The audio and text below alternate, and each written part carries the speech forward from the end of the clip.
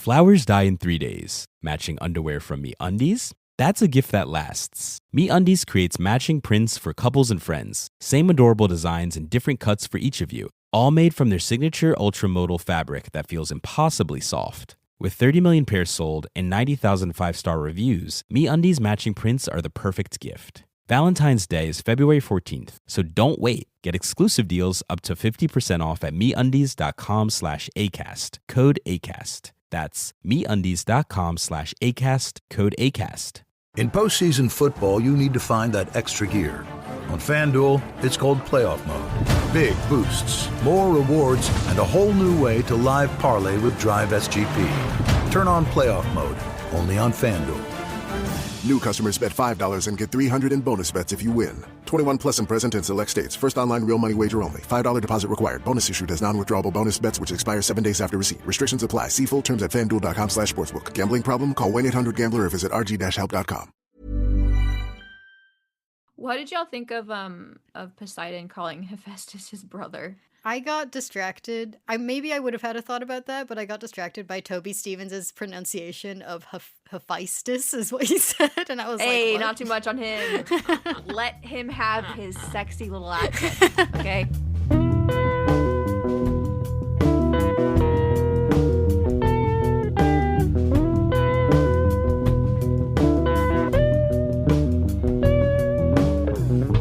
Hello everyone, and welcome back to Monster Donut, a literary and historical deep dive into the Percy Jackson series and all of its following spin-offs. I'm Phoebe, a dramaturg and story consultant. And I'm Emily, a classic scholar-ish. And today, it is season finale day. We are covering episode 8 of season 2 of Percy Jackson and the Olympians, The Fleece Works Its Magic Too Well. Along with a very special guest, we have Cam Silas of Percy Jackson YouTube fame here. Welcome, Cam. Woohoo! Happy to be here. So excited to have you here. This is quite an episode. This is a big one. Oh, it's a doozy. It's a doozy of an episode. It's a doozy. I'm so excited to dive into it. But first, we want to ask you what your relationship is to the Percy Jackson series. How you got into it. Where are you with it now? I read the books when I was young, like buying the books at like the Scholastic Book Fair. But I didn't really get like super into the Percy Jackson fandom when I was young. And I think that's mostly because, like, of just, like, my sister and, like, my family and the people that, like, I was, like, surrounded by that, like, wasn't something that other people were into. Like, I read the Percy Jackson books, but I never, like, went down the rabbit hole of, like, reading anything beyond the 5 books or, like, getting super obsessed with, like, Greek mythology as a kid. Even though everybody kind of, like, had an interest in it, you know what I mean? But, like, nothing too intense. And then I circled back to the books, I think around COVID, probably. And I was like, wait, these are a lot better than I remember them being. Yeah. That's crazy. And then so the show was announced. And I was like, that's awesome. And so I made a YouTube video about, I think it was like a week or 2 weeks before Walker was cast as Percy. I made a video talking about who I think could be cast as Percy Jackson. So I made that video, and then like 2 weeks later, Walker was cast. And I was like, oh, okay, cool. And then I made a video about that. And then Leah and Arian were cast. And I was like, okay, I'll make a video about that. And so then it just like spiraled into me making YouTube videos about Percy Jackson, and people were into it. And I was like, I'm into it too. And then I was like, you know what? I should probably read the other books. So I've been reading Heroes of Olympus. I'm kind of glad that I didn't read those like when I was young, because it's been really fun to read them on my YouTube.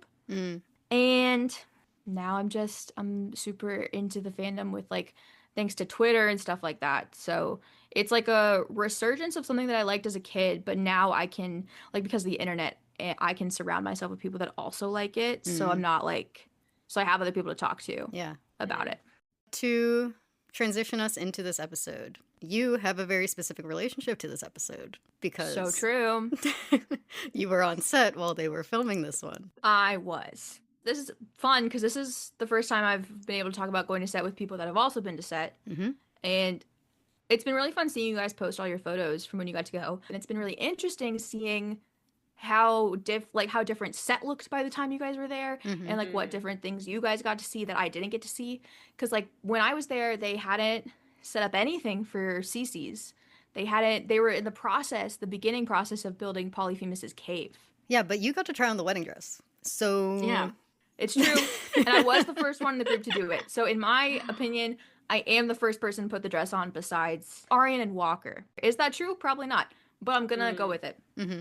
But anyway, trying on the dress was fun. We got to be there for one of their outdoor day filmings. That was really cool. We were there for their very, very last day of filming outdoors. And then the next day they were filming on the studio. So we kind of got both, which was cool. That's cool. Well, when we were there, they were also filming in the woods. So we'd be like walking around like the cabins, like filming and stuff, and then all of a sudden you'd hear from like down in the woods being like, "Quiet on set!" And then everyone would have to be like super quiet. And that was happening like all day, which was crazy. They took us down there to watch them film. It was when Percy, Tyson, Grover, and Annabeth were like trying to get into camp and like get past the border, and then like border patrol like comes and stops them. That whole thing, I saw them film. We'll get into this further, but we do need to get into this episode. So, spoiler warning. There actually isn't too much of one this time because we're going to try and avoid spoilers for camp's sake. Books 1 through 5 still are fair game, though, and we will be talking plenty about them. Yes. And also some slight, like, Trials of Apollo stuff, but again, we're keeping it light. All right, opening scene.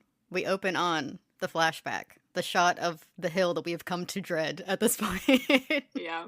Thalia is saying that we've got to keep moving. This is open space. It's not safe, which was an interesting line to start on. It implies that someone was suggesting stopping, someone was slowing down. But the Furies arrive, and Thalia turns to Luke, and we get this incredible exchange between the two of them, where she is telling him to head into camp, don't stop, don't look back, and be prepared for anything, and he's telling her that he doesn't want to leave her. This moment was interesting to me, because this is a situation that Episode 4 implied that they had sort of been in before. Because Thalia is introduced to us through Luke is taking Annabeth to safety while Thalia buys them time. And Luke treats that as a very, like, Thalia can handle herself. This is par for the course. This is sort of the way that we handle things. But Luke doesn't want to leave her this time. This time feels different. This time they have been attacked more often. He's also leaving her to enter a camp that he does not trust. Like last time he was entering a space that he and Thalia built together, and like he knew that he and Annabeth would be safe there. And now he's separating from her, leaving her to arrive on her own at a place that he knows is dangerous. Cold Half-Blood. Like the threat on the other side of this hill is potentially as dangerous as whatever they're facing here, but it's also more unpredictable because they know what happens when they fight monsters. Whatever's on the other side of that hill is scary to him. And the fact that he would be leaving Thalia to enter it alone is also scary. It's like there's a difference here because of they're like now instead of entering the safe space, they are now entering like the belly of the beast in Luke's mind. Yeah. I also love how she repeats, like, listen. I don't like the fact that she had to repeat it, like, kind of struck me too. She's like, because I don't think you see Luke's face while she's delivering that line. Like, you can tell maybe his mind is going somewhere else, I think, in that moment, probably to his mom. And For me, when I was watching this scene, and they were just, like, reiterating, like, we gotta get Annabeth to safety. We gotta get Annabeth to safety. Yeah. My first thought was, like, how safe at this point, like, really is camp? Because, like, there's no border. Right, So there's no border. Well, Zeus at the end says she will be protected there. So there's presumably, like, something going on. Yeah, but, like, monsters could still get in if they really wanted to. It was just, like, a big emphasis on, like, camp being so safe. And it's like, was it really all that safe? Right. I assume it's the protection of, like, you are being trained here. You have other campers who have been trained here. You have Chiron here. We don't know if Mr. D was there yet, but he's not in that, like, flashback scene, so who knows. But I guess that's the sort of protection that we're talking about. But yeah, there's no border yet. I also want to point out the music underneath Thalia telling Luke to get her to safety, this repeated get Annabeth to safety. I didn't recognize this at first, but it's the same music that plays under Thalia telling Annabeth, like, we're family, we take care of our own in episode 4. And it also plays throughout this episode. I marked it every time. I started going, like, I got to the point where I had a piano app open on my phone and was figuring out the notes in this song, trying to see if I could, like making sure it was where I was hearing it, seeing if I could find parallels to it. Because there was a point where I thought maybe it was Thalia's theme. And so I was like, I think if it's Thalia's theme, I might be able to hear pieces of it in Percy's theme just because, you know. But then I was like, no, these are two totally different songs. That's funny. I have come to the conclusion that this is a, like, trio theme. This is the Luke, Thalia, Annabeth theme, because it doesn't play like in Thalia's heroic moments. It doesn't play when she first enters ever. There's like other tunes for that. This specifically plays throughout this episode when we're talking about Luke and Thalia, Luke and Annabeth, like that trio. Mm-hmm. I will point it out throughout this episode. I have big feelings about this little song that plays. I wish I knew more about music so that I could like deep dive into it, dissect it, but I'm hearing it. No, multiple times in this season, I have been like struck, taken aback by the score. Mm-hmm. And I mean, I love music. My Spotify Wrapped is always so messed up because like I listen to like classical music like in my free time. So like it's always all over the place. So I love like orchestral music. And I don't feel like I was as awestruck at the music in season 1 as I have been in season 2. Season 2 has leveled up. The end of episode 4, the sirens, the end of this episode even. But so Thalia tells Grover to get them to camp. And that was the moment where I was like, Thalia playing Sally. Hang on. Because we had that moment in episode 1 of season 1 of Sally making Grover swear to get Percy into camp safely. And it also like threw me back to Luke meeting Percy for the first time and telling him like, I know exactly what you're going through. And I was like, oh yeah, like he had this moment on the hill. And, you know, we do get a callback to that literally in the next scene as well with Percy and Sally. Yeah, that was the moment where I was like, this parallel is very intentionally drawn here, it feels. The thing that struck me the most about this scene, too, was I think we spent so much time conjecturing, like, whose POV we would get the Thalia tree scene from. And it never once occurred to me that it might be Thalia's POV. Thalia or Chiron. Yeah.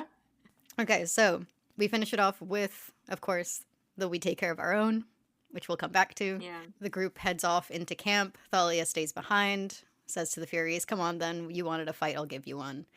And we flash into our title card, which I have feelings about. Because I found that there was something sort of meta happening in this transition. Because we had just spent the entire cold opening in a world with no Percy in it. In which Thalia was the main character, like we said, potentially the point of view character of this moment. And then we have the title card flash, and it's Percy Jackson and the Olympians. After which we're immediately fading into Annabeth talking about the prophecy, realizing that it might not be about Percy. Like, we're talking about it as we're going to try to bring Thalia back in this episode. The prophecy is about her at this point, the way we're talking about it. Percy's thinking of his dream of Thalia. It's ringing in his ears. And it's like this moment of like, oh, this kid is not our main character anymore. Like, it's like when the title card comes in and you know how it's like Percy Jackson in like these really big letters. And it's like in the Olympians in like smaller print. They need to like flip it where it's like Percy Jackson and the Olympians. big print. I'll take a Thalia Grace in the Olympians. Thalia Grace in the Olympians is what we're about to watch in this episode. So we're back in the car with Percy clearly feeling, like we said, a little bit of a lot of ways about Thalia coming back, about the potential of this being her prophecy. But when Sally asks him about it, he is interrupted by Blackjack appearing, but with no Clarice. The first scene that I saw them film when I was on set was, like I said, when they all arrive at camp and Camp Border comes up to them. They're like, you guys shouldn't be here, blah, blah, blah, blah, blah. And then they're like, you guys are back, but Clarice isn't. Like, what's up with that? Paraphrasing, obviously. But, like, that was, like, the first, like, we sat down, put the headphones on, and that, like, it was the Camp Border talking to them. That's the scene that they were filming at, like, the portion of the scene they were filming. And so I put the headphones on, and they're like, Clarice is missing. What'd you do with Clarice? And I was like, where the fuck is Clarice? I was like, what do you mean? Clarice isn't here. She's supposed to be here. And so I immediately turned to like the Disney reps and I'm like, this is different. This is wrong. And then everyone, like all the other creators that were with in the booth, they're like, you can tell it's wrong. Or you can tell it's different already. I shouldn't say wrong. Wrong sounds bad. They're like, you can tell it's different already. And I'm like, guys, yeah. Clarice is supposed to be here already. And the next day, we're in the soundstage, and they're filming at the big house. That's the other scene that I saw them film. And like I get to meet like producers. Like I meet Albert Kim early in the day, and I'm talking to him. Like the Disney reps at that point introduced me. They're like, this is Cam. She's a really big book fan. And I'm like, oh, great. And so Albert's like, oh, like, what do you think of the show? Like, what do you think of what you've seen so far? And I was like, something's different. I was like, you guys, I was like, immediately something's different because where's Clarice? He was like, you haven't figured out where Clarice is? And I'm like, no. Why won't anyone tell me where she is? And then he asked me, he was like, do you know like how she gets back to camp? And I'm like, Albert, I don't know anything. What's going on? And he was like trying to be like all secretive about it. He was like, oh, okay, well, I won't tell you how Clarice gets back to camp then. And I was like, great, I'm never gonna know. And then like an hour later, we go to the prop department, and the Michelle Hendricks, who was giving us the prop tour, was like, these are Blackjack's wings. We put them on a harness so that when Clarice gets onto Blackjack with the Fleece, she gets onto a real horse with real wings on it. And I was like, okay, there you go, problem solved. But I didn't know where. There was a huge gap for a whole year between. I was like, okay, so Clarice gets onto Blackjack while they're on the Andromeda, and she goes off with the Fleece. Got it. Eventually, the Fleece will end up at camp because that's how it has to happen. But there's been this gap for like a year. Like, where is Clarice when she leaves on Blackjack and somehow Percy and everyone else gets back to camp before she does? Mm-hmm. So to finally see that was really satisfying to me. Yeah. Percy gets out of the car, goes up to Blackjack, and Sally says to the rest of the people in the car, you guys are growing up so fast and your world you have a lot to carry. At which point Annabeth says, that's where Thalia is going to help. She can help Percy carry the weight, take it off his shoulders. Try from the musical started playing in my head at this moment. Oh, that's a good one. I was thinking about the Titan's Curse. But... Well, I mean, I was thinking about that too, but specifically like, the weight of the world. Like, that's the lyric Annabeth sings. It is, that's like... true. I love hearing the way that Annabeth talks about Thalia versus the way that Percy is thinking about Thalia in this episode. Because their perceptions of her are so opposed. Like, I feel like this episode is all of the ways that Thalia's image has morphed coming to a head. Like, she is at her most, like, idealized in this episode. And I feel like with Annabeth is the kind of person who, like, consistently sees the good in the people around her. Like Luke, she'll always see the good in him. Athena, whatever she does, she's still looking for the good in her. Thalia will always be good. And watching that, like, perception of Thalia, while at the same time she's spent this entire season, like, feeling like, I don't want Percy to have the prophecy. There's this undercurrent in this moment of, like, Thalia can handle it. Like, she'll take the weight off of his shoulders. She can do this in a way that Percy can't. Thalia would make the right choice. You know, like, she's been so worried about what Percy will do. And, like, the idea of Thalia having the prophecy is actually taking some weight off of her shoulders in this moment also. The idea of Thalia having the prophecy it's like, preferable to Annabeth. That's so interesting because I feel like the show has been giving a lot of hints at the fact that there's actually quite a bit of reason to show why Thalia could join Luke, like, to the point where even, like, fans are like, are they gonna do that? Question mark, because, like, they're showing so many signs that could point to why she would. So it's just interesting that Annabeth kind of has a blind faith of being like, oh, of course Thalia would do the right thing, because like, duh, of course. But it's just like, no one else thinks that, really. Not even I personally. Yeah. Well, I think it's that question that gets asked in, like, episode 3 of, like, where Luke is talking to her and he shakes her faith in her memory of Thalia, where he's like, do you actually remember her?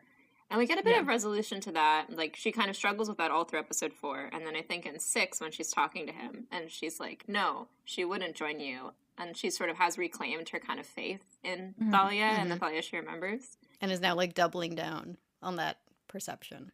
Yeah. And it's also that she's saying, oh, Thalia will take that off of Percy's shoulders, as if she will do that willingly. Like, this is what Thalia has done for me, did for me for those 2 months that I knew her. Like, she will gladly shoulder that for you because that's the version of Thalia that I knew. Yeah. She takes care of her own. But it's also like, is Percy her own? Absolutely not. Probably not.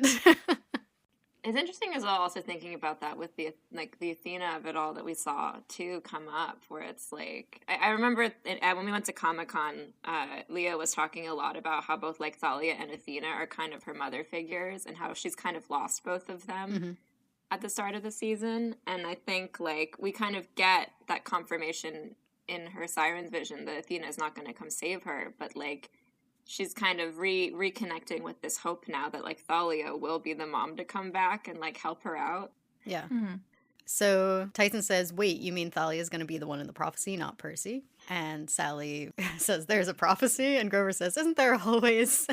I loved Arian's delivery of this line. Just Grover in the last couple episodes being like, no, don't worry. Everything's fine. That's like his default setting. But Percy comes back, tells them what Blackjack told him, which is that Clarice took off on foot. There are monsters coming into camp. They all get out of the car. And Sally attempts to go with them, but Percy stops her and says, please, just up this road, I watched the Minotaur. He doesn't have to finish that sentence. Especially with, like, we just watched them driving up to camp with Grover in the back seat. We're running up the hill again with him. And we just watched, like we said, the flashback scene, which parallels that. And it's such a quick trigger for him. Like, suddenly he's looking at her with tears in his eyes, like, so fast. And it's this moment of, like, Sally realizing that this was such a traumatic event for him and weighing, like, either I go with him and try to protect him and make him relive that, or I accept that this is as much as I can do for him right now and stay behind. At this point, there isn't that much that she can do to protect him anymore. And I feel like this is a moment of her realizing, you know, right after that, your world is, you know, moment, realizing that Percy is officially part of something that she can't follow him into. It's one of those moments that reminds you that, like, in season 1 we were talking a lot about this show being a show about parenthood, and, like, this moment of Percy growing up and Sally having to watch him do that. Yeah, that was kind of what I was tracking a lot this episode. Like, I watched it through and I was sort of sitting with, like, as I do, like, what are the, like, moments that stick out to me and, like, what do they all have in common, which is how I kind of start percolating analysis. And for me, all of the moments in this episode were actually the parents and, like, the adults. And I have a lot more to say about that here, but I feel like this, on the rewatch, I didn't clock it the first time, but on the rewatch, this is sort of the beginning of this idea of adults having, all of the adults in this episode having to grapple with the fact that they're kind of powerless and afraid, which I think culminates with Chiron at the end, but we see it, I think, in everyone. So the second half of this conversation is Sally saying, but it's not just me you're really worried about. And Percy saying, do you remember that dream you had about the drachma? On one side, a trident, the other, a scythe. I thought that was about me, like the two different sides of me, good and bad. But now I think it's about me, and Sally finishes that with Thalia. When he said this, I was like, did he never consider that two sides of the same coin as him and Luke? Is that something that we're supposed to think that he didn't think of at all? I feel like that would be the first interpretation that he would have, and then over the course of this season, with the things that he experiences in this season, starting to think, like, oh, it's me. Like, I'm the problem. Yeah. Like, I could definitely see that after, like, episode 5 and 6 and, like, learning the prophecy, all of that. He starts to realize, like, oh, I think that the coin is me. And, like, I'm the one spinning. Which side am I going to fall on? But here he's like, wait a second. I just watched the credits sequence and realized it's me and Thalia.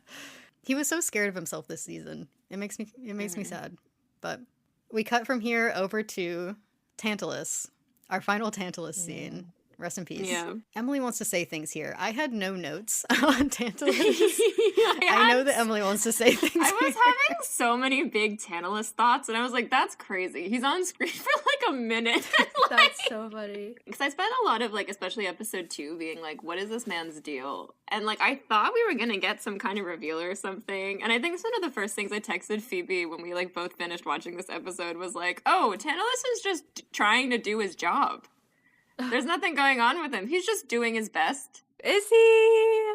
Well, he's doing his best. Now, to be clear, heavy emphasis on his best. Like, you know, he's doing what he thinks is right. I don't think he's competent, but he's trying. To connect it a bit to the adults of it all, because that's sort of the main theme I'm going to be talking about a lot, is I think, like, he's an example of an adult who's like, back in my day, and he's trying to impose all of this stuff in the past onto the present in a way where you're just like, yeah, this is never going to work, which I think, you know, if we're thinking about, like, Luke's cause too, it's sort of, I think, a subtle reminder of, like, how much times have changed. Because I think that's also, like, over this whole season has been something that struck me the most, especially with, like, Cersei and Polyphemus, is I feel like when they were writing these characters, they really sat with, like, how would these characters being stuck in this story for like thousands of years have changed in a way that I think the books doesn't sit with as much. Like, I think in the books, they're kind of like the way they are in the myths, but with modern flair. Versus here, you can tell, like, Cersei and Polyphemus, I think, have, like, they've been stuck in this, and they really hate it. And I think they're different people now than they would have been in ancient times. That's how I connect it. It is interesting. It did flag to me that Tantalus says he was a charioteer, because charioteers were, like, usually slaves. They weren't usually, like, the ones getting prestige or renown in ancient sports. Like, actually, fun fact, victors at the Olympics, the person whose name was recorded for who won the chariot race was the person who owned the chariot, not the driver. Which is actually how there were a couple female victors in the Olympics because they owned the chariots specifically. Which the ancient Greeks had thoughts about, and they were sort of like, and this is why chariot racing is inferior, because women can win. I wish I was making that up.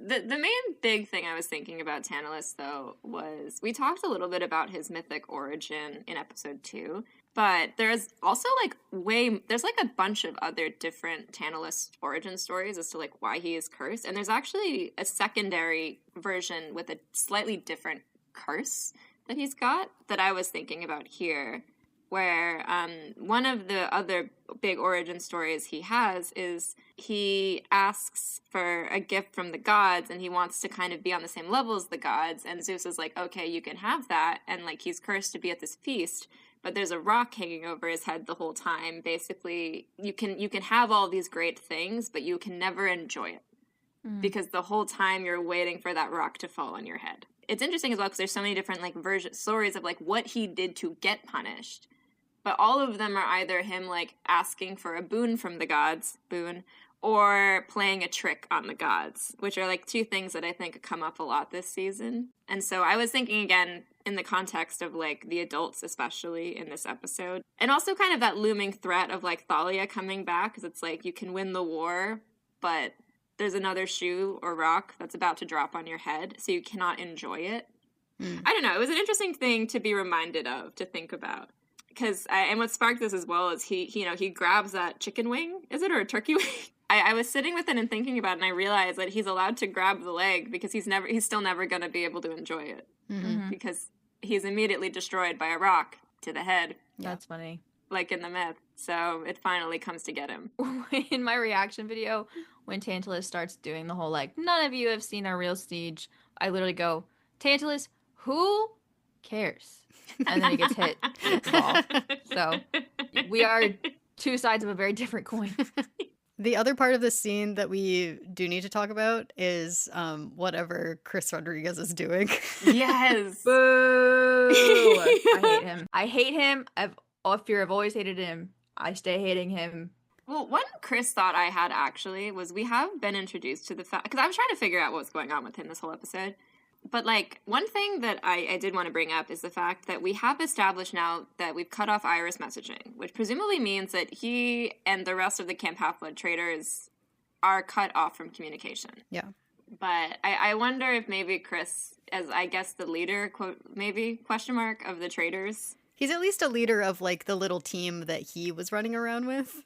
Yeah. If that's the only deputy team that's there. It seemed to me, the conclusion I drew for what's going on is he's just kind of sowing chaos and fear in camp. But he's like coming in being like, we need more reinforcement. Like, it seems like he's really earnestly trying to help. Well, I was like, he's trying to like get more kids there so that like more campers can get injured. Or he's still operating under the assumption that Luke is going to come in and make some kind of pitch, make some kind of speech. And he's like, we need more campers there to hear Luke speak. Do you guys watch or have you heard of the show Traitors? Heard of it. I'm familiar with the concept. That's what Chris is doing. He is a traitor, and he's trying to just like make everyone think that he's not, until the point where it serves him to that it doesn't matter whether they know or not, which happens later. But like whether like whatever his goal is, like trying to get people to go out to the border, like he's either trying to like blend in or he's trying to set them up for something. But either way, he sucks. Maybe a lack of communication. He doesn't know if he needs to be playing a long game or a short game right now. Yeah. I guess he also doesn't know that like Luke is at the front door. Okay, it's starting to make sense to me. Because he's not hearing from Luke, when Clarice shows up, that's like the first hint that like something is about to go wrong, because in his mind it's still like, don't let them get the fleece. We need to let the barrier fall.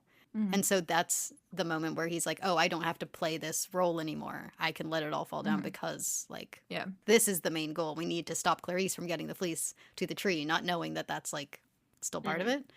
I think when Luke eventually shows up, he says something about like getting word to the team or getting word to the siege units or something. But like he hasn't managed to do that yet until he shows up. So, which speaking of, he's about to do. He's about to show up. Yeah.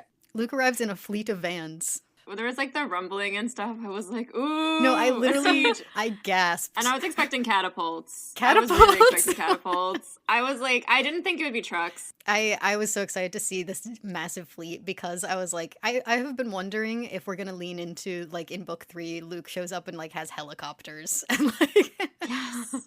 It's one of those moments where I feel like because we've read through Trials of Apollo, we have a slightly different perspective on it. But it's, like, a moment where you're like, part of what makes Luke dangerous is that he has money behind him. I love seeing the money that is being poured into this revolution next to like Percy having to find a ride and like call his mom. Like Luke just has these things on hand. Like it makes him more of a threat. And someday someone will ask him, where'd you get all that money from? Someday.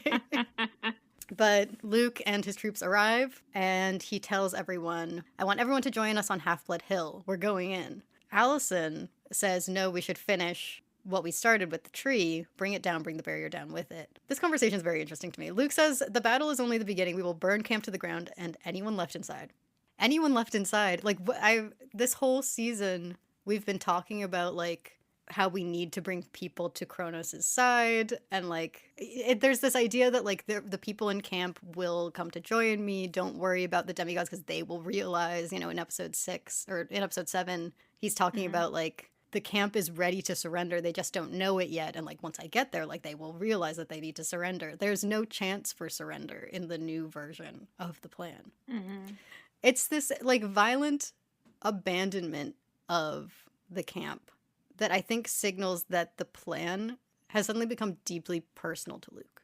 I think we'll talk more about this as we get into his other scenes in this episode, but episode 7, I feel like, has made this battle into one where he has to prove himself. Like, this is a great show of violence and abandonment of everyone, and it will show Kronos that I'm committed, and also will confirm it for himself because he's feeling that doubt in himself and needs to reconfirm it for himself that he is committed. But it's also a, like, get Thalia back. And so it's working twofold on a personal level for him. It's fear and hope working simultaneously. It's Kronos pushing him forward, but it's also, like, Annabeth gave him hope last episode. And like we've talked about, hope can be a very dangerous thing. And has kind of made Luke into a perfect weapon for this episode because now he knows that Thalia is ahead of him. And, like, if I do this, I see Thalia again. Really, Kronos should be thanking Annabeth for telling him this. Because, like, Luke is driven in this episode. Yeah, although part of me also wondered if maybe part of why Alison wants to take down the tree is, like, maybe Kronos said something to her. Yeah, we didn't hear what Kronos said to her in that one episode. We were only, like, verbally communicated to by her that he told her to kill Annabeth. But we don't know what else Kronos could have said. I think at least in spirit, it's the same mission because it was like, go kill Annabeth because blank, because blank. We've talked about throughout the season, Alison clearly doesn't like Luke having these personal attachments. And for a long time, it's been Annabeth. And now this other person is coming in and he's saying, like, oh no, when the battle's over, the tree must still stand. The war will be decided by a child of the big three. Thalia will destroy Olympus. She is the most powerful demigod alive. We need to free her from the tree. And she's hearing that and going, oh, they're like, I can't let that happen. I can't let this girl, like, even though all of that makes sense, I feel like she's stuck with this guy who loves his girls too much. And she's watched it impair his judgment over and over again when it comes to Annabeth. And it's like, I can't let another piece of this come back. Yeah. I also feel like there's a bit of the hypothetical Annabeth joining Luke or the hypothetical, like, Thalia joining Luke. Like, to Alison, that's just, like, her rank would get lower and lower and lower if these people were to hypothetically join Yeah. Luke.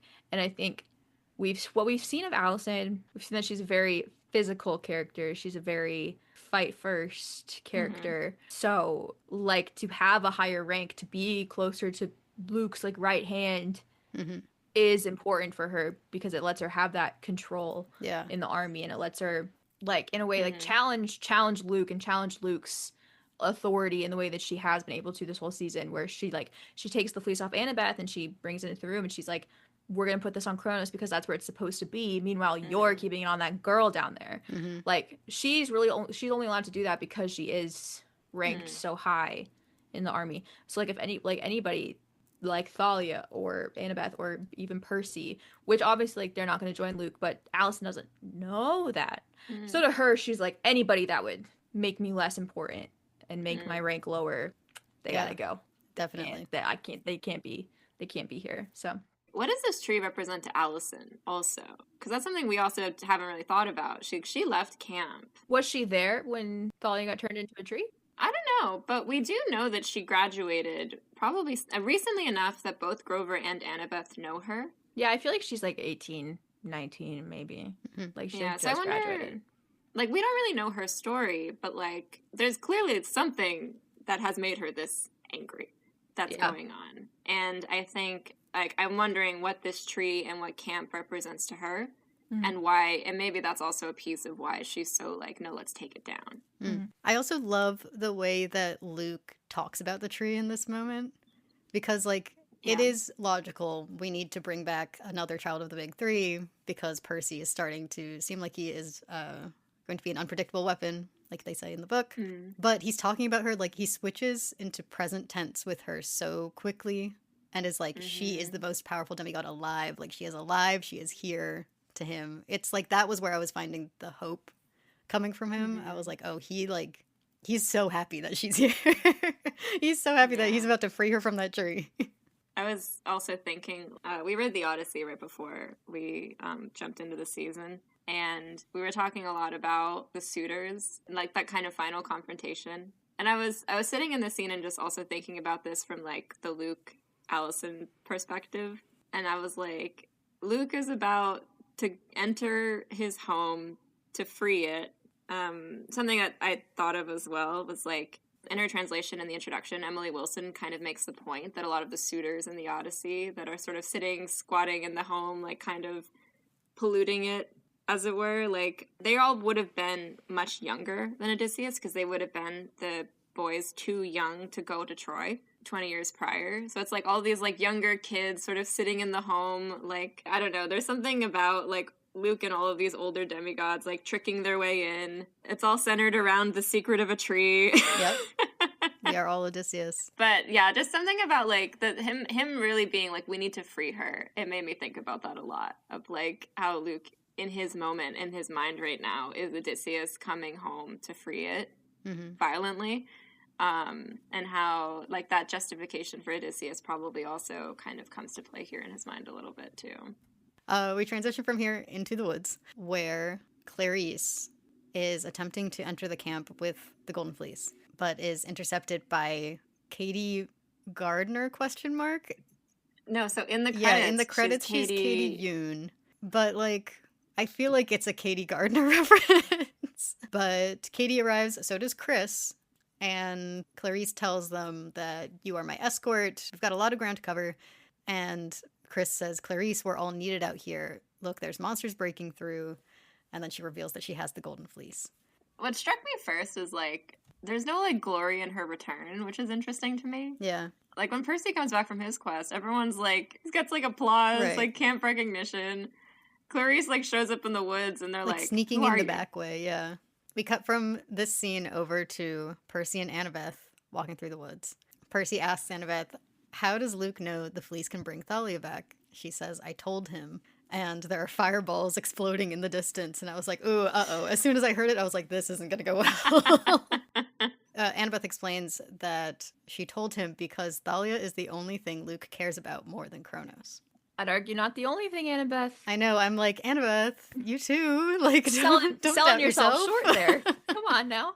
Or maybe she does. I think maybe it's possible she does know that Luke cares about her more than Kronos, but that's not necessarily something she wants to say to Percy's face. The elephant in the room for me in this scene, by the way, was the fact that Annabeth had a dream at the beginning of this season in which she saw a camp burning. Luke is there, we're pretty sure. She's seeing this come to pass, or at least what Luke wants to happen coming to pass, and she's like, not going to bring it up. But she does, in this scene, make a point to mention that Kronos can manipulate dreams, which I also thought was interesting. It did make me also look at Percy's dream through the eyes of, like, is Kronos manipulating this? Because it looks so similar to the dreams Kronos sends Percy in season 1, where it had me like, if this is coming from him, what are the implications here? I've had that question too. It's like, why does Kronos want, if this is Kronos manipulating his dreams, why would Kronos want Percy to be scared of Thalia coming back? Like, what does Kronos benefit out of that? Because he doesn't want Thalia being on their side. And if he turns Percy against Thalia, that gives him another point for Thalia joining him. Yeah, that's true. Sort of him trying to speak what he wants into reality of Thalia. Yeah. I feel like that's kind of the consensus that I came to when I was trying to figure out, like, why Kronos would manipulate that sort of dream for Percy. But it is interesting thinking about it. What if it isn't Kronos doing anything? What if that's just Percy having a silly little dream and that's all Percy's head? I think it could definitely also be that. I mean, in the books, she's just nightmare material is what we've talked about. I liked this argument because the whole time, anytime like Percy would say something, I'd be like, yep. And then Annabeth would say something back and I was like, yep. They're both making exactly correct points and they're both right. So I love when when arguments or conversations like that happen, where it's just like, yep, exactly. Both sides, yep, exactly. Yeah. But it is this moment, it is another moment of like Annabeth putting Thalia on a pedestal and like the fact that she is in her head like, oh, we have to bring Thalia back because Thalia is the only thing that Luke cares about at this point, more than Kronos. She is being brought back with a purpose on all sides, even on Annabeth's. Like, she is a weapon, a pawn to everyone in the room right now.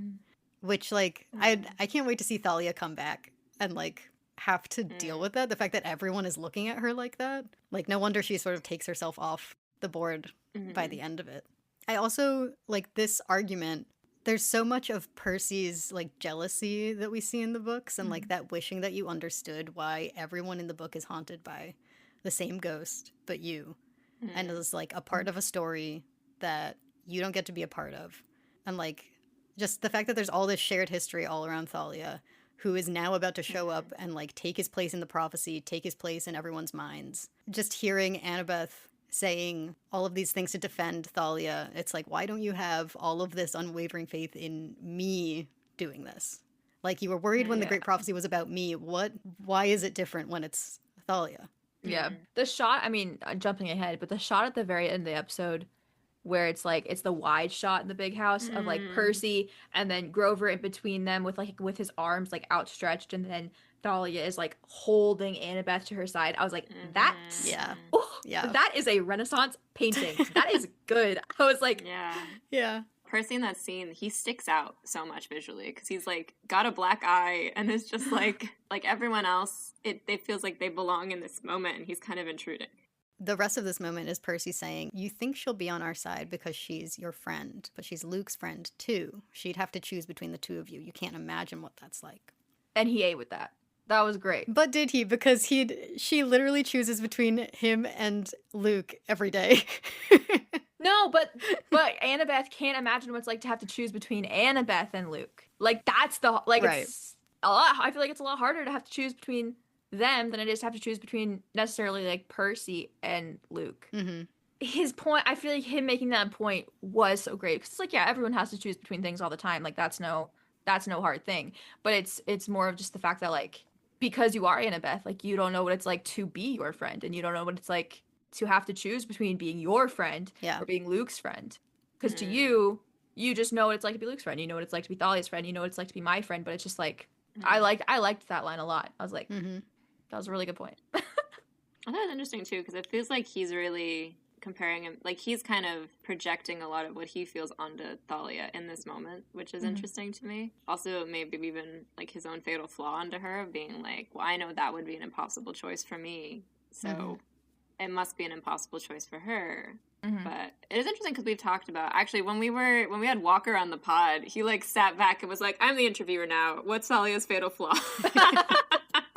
And we had a whole conversation about it, but we weren't really circling that she was like Percy in that way. So it's interesting to me to see him kind of already comparing himself to her as well. I mean, way. Yeah, in that conversation with Walker, he threw out maybe Percy's fatal flaw is Thalia's fatal flaw. He already had the season 2 scripts. Well, it had just gotten renewed. So no, actually, it had just gotten renewed. Yeah, he actually didn't know anything. But that's really funny. He threw out Percy's fatal flaw might be Thalia's fatal flaw. We also talked about, like, independence and self-reliance were the two that you threw out there, Emily. Which I feel like all three of those are, like, sort of in play. I think we need to see more of show Thalia to get a sense of her. Because I think Percy's fatal flaw in the books and the show is different, which we've talked about. Quick note, but she's Luke's friend too. She'd have to choose between the two of you. You can't imagine what that's like. That is where that music cue that I pointed out plays once again. The same one that plays under Thalia telling Luke to protect Annabeth. You guys gotta find a way to interview Bear McCreary. I have been trying. Last thing I want to flag also about this moment too, because again, I have to keep on my theme, is the fact that we're also getting this reminder of how Kronos manipulated Ares. I don't know, it's again this thing of like the adults here are not infallible, and actually most of them are perpetuating these cycles helplessly almost. So the gang decides to split up. Annabeth and Grover are going to go find the Fleece, and Percy and Tyson are going to join Bronte at the tree, at which point they are intercepted by Ellis. Charles Apollo mentioned.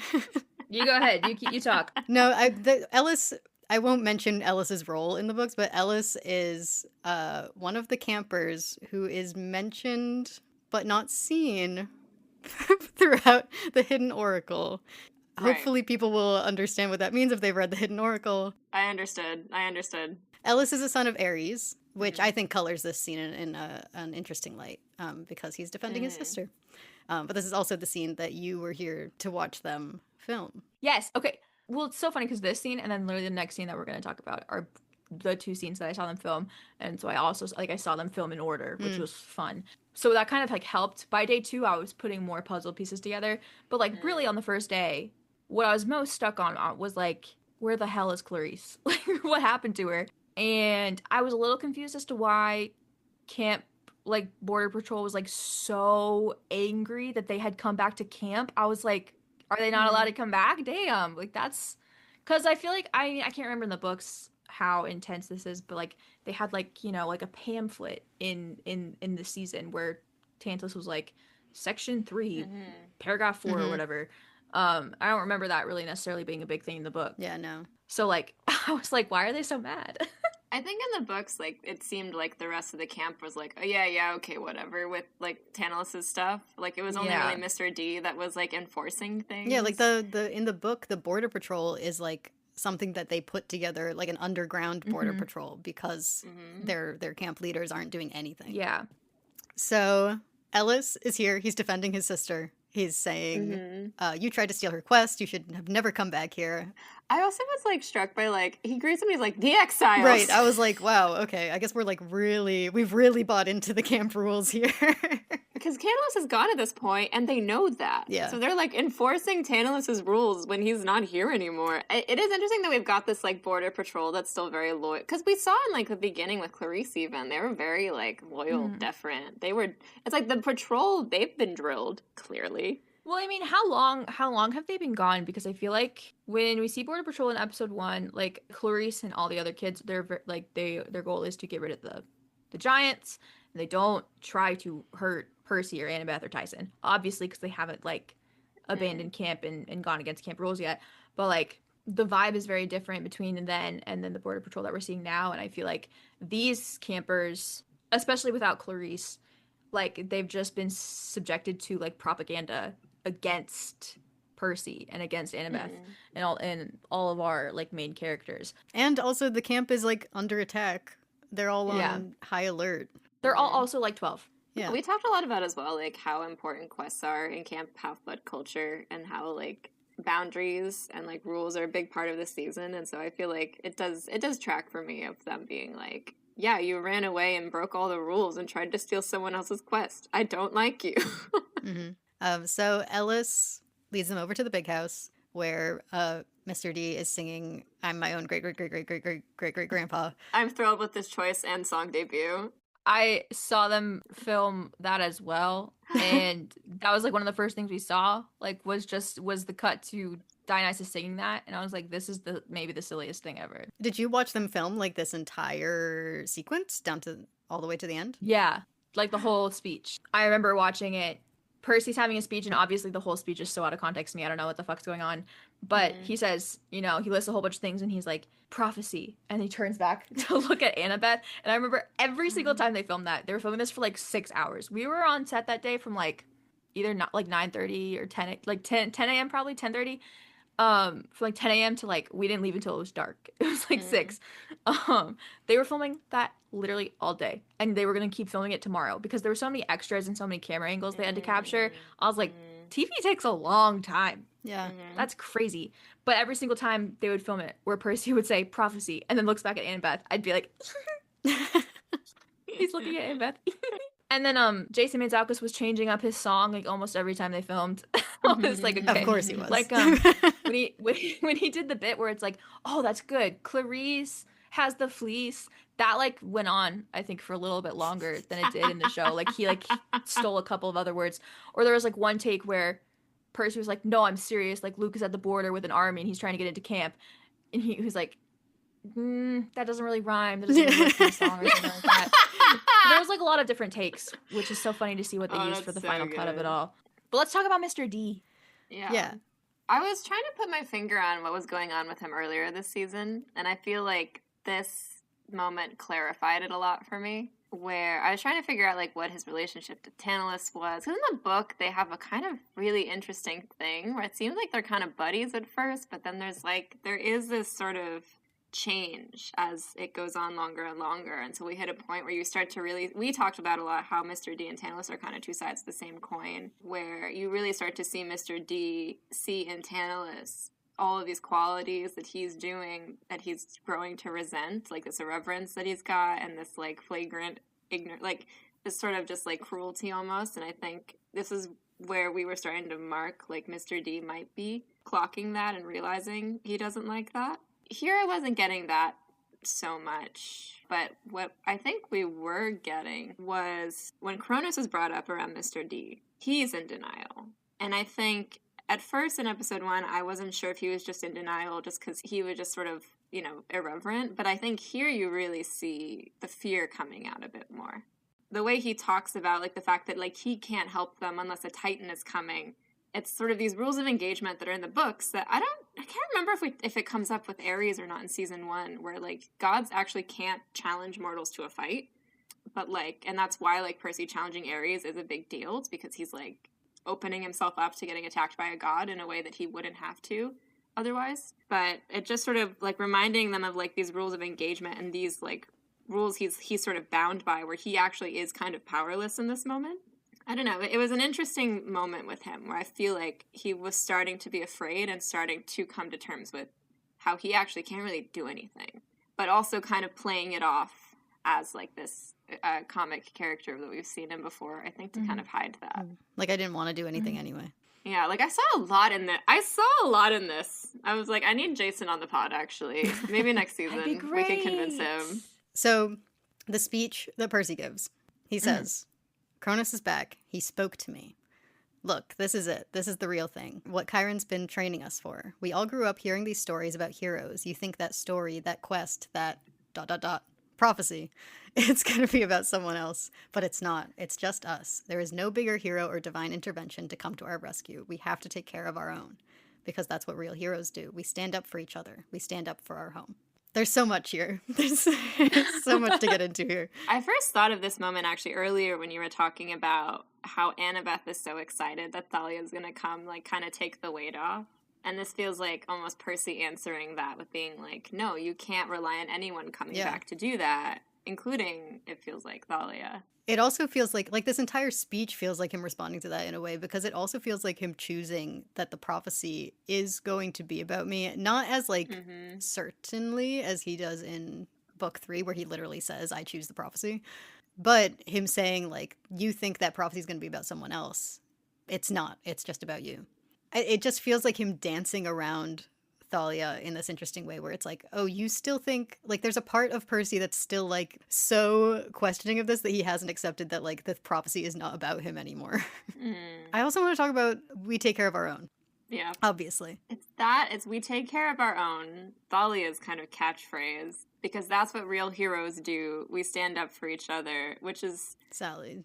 Yeah. They've been paraphrasing Sally Jackson this whole season. He finally actually got almost exactly to her words. Yeah, no, like we've been talking a lot about like what heroes do. Just all of these quotes from like Circe, from Clarice, from Polyphemus, like the things that heroes do. And so to return it here back to this is what a hero does. They'd stand up for each other. And that is, in fact, taking care of our own. So I think that we talked last time about how Luke's philosophy is in some ways also we take care of our own. But I think when he says it, well, he doesn't say it, but when he thinks it versus when Thalia says it versus when Percy says it, I think they all kind of mean different things, because Luke's a messy one. Luke's a complicated one, because this is sort of a philosophy that he's abandoning in this episode. But it is kind of what he initially pitched at the beginning of the season of like, we are all children of the gods, and so we need to take care of each other by taking down the gods. I think it's getting messy because he's sort of abandoning it, and because his own, quote unquote, gets smaller every day. Like, I don't even think he has his own anymore to be defending at this point. So Luke's in that camp. And then Thalia, when she says it, she's saying like, I'm going to take care of the people that I call my own, which is these 2 people. These are the only 2 people I care about. It's like, I don't care about the rest of the demigods. I care about these 2 people. It's not as wide reaching as like either what Luke is saying or what Percy is saying, which Percy is saying it more similar to what Sally meant it as, where it's like heroes stand up for others, and since the gods aren't going to stand up for us, we have to stand up for each other. Like, he kind of means it similar to what Luke meant, but without the caveat of like humans and people who disagree with me are not my own. But it's like we have to take care of our own without waiting around for someone else to step in. So it's just like this moment of like, on the surface, Percy and Thalia said the same words, are saying the same thing, but it actually feels like 2 sides of the same philosophy of we take care of our own. So Percy rallies them all. You know, it's hard not to flash forward to The Last Olympian when he like steps into being a leader and gives that big speech. But I don't know. I don't know that he's like quite there yet as like leader. I don't know. I'm still figuring out how I feel about all of that. But I feel like any part of Percy that has decided that like, or that feels like he is a leader, is maybe going to get knocked back a couple steps by Thalia, and just like Thalia's personality. Like, it reminds me of that Olivia Rodrigo song, like 1 step forward and 3 steps back. Yeah. I think that's kind of what Percy's taking. He's taking a step forward when it comes to like being a leader and being like Percy Jackson. But like what his relationship with Thalia is about to be, and how, not degrading necessarily, but how not friendly Thalia is about to be, I think is maybe gonna bring up a lot of insecurities to him. Yeah, no, I think it's similar to what you were saying earlier, that like in this moment he's trying to like step into something, since he's been sort of like, they've been attempting to replace him with Thalia this whole time. He's attempting to step into something that he's immediately going to be like knocked back from. So this is when Luke launches his attack. I love this like fog and lightning. Yeah, it's a very cool shot. I also wrote Bronte, you queen. Right. I mean, Bronte is going through it in this episode. Yeah. It's like when Annabeth says that she hasn't slept in days, probably, I'm like, wow. I don't know how tuned in you guys are to Twitter, but when we got footage that Annabeth was going to be shot in the shoulder, a lot of people were thinking that it was going to be Bronte. Yeah, I saw. A lot of people thought Bronte was going to be the traitor. Yeah. Happy to say I never doubted my girl for a hot minute. Like, I was like, you guys know Alison carries a bow and arrow, so why would anybody else on this god-forsaken earth shoot Annabeth? Honestly, the funniest part of, I think, all of this is like, I think there's been so much speculation on like traitors and stuff, especially with the Selena of it all. And like the first time I watched this episode, I was sitting there and I was like, why have I never even once thought to myself, what if Chris is the traitor? Like, why is this? Well, I didn't think of it because in my head, the way that the ending of the season was going to play out was that Luke was going to like stand there, be like, this is your last chance, sort of make his pitch, and Chris was going to leave. Like, I thought Chris was still... it was just one of those funny things where I was just like, they got me. Or maybe I got me. I don't know. I was suspicious of Chris the whole time, but that's mostly because I'm not a Chris-Clarice shipper. I was anti-Chris when he said to Clarice, can you back up? I was like, okay. Oh, yeah. And then the minute Clarice is like, no, like, I have the fleece, like, it's fine. When Chris looks down at the fleece, I was like, traitor, got it, good. Mm-hmm. Let's wrap it up. I'm so curious what they're about to do with Clarice and Chris and her quest in the Titan's Curse. And like, yeah, see, so it's tricky because we never really see him in the books with his time at camp. Yeah. So when Clarice goes and like saves him and stuff, we don't really have any preconceived notion necessarily of what he's like or how he became a part of Luke's army. We just see what he's like crazy from the labyrinth or whatever. So we're like, oh, this poor guy, whatever. Yeah.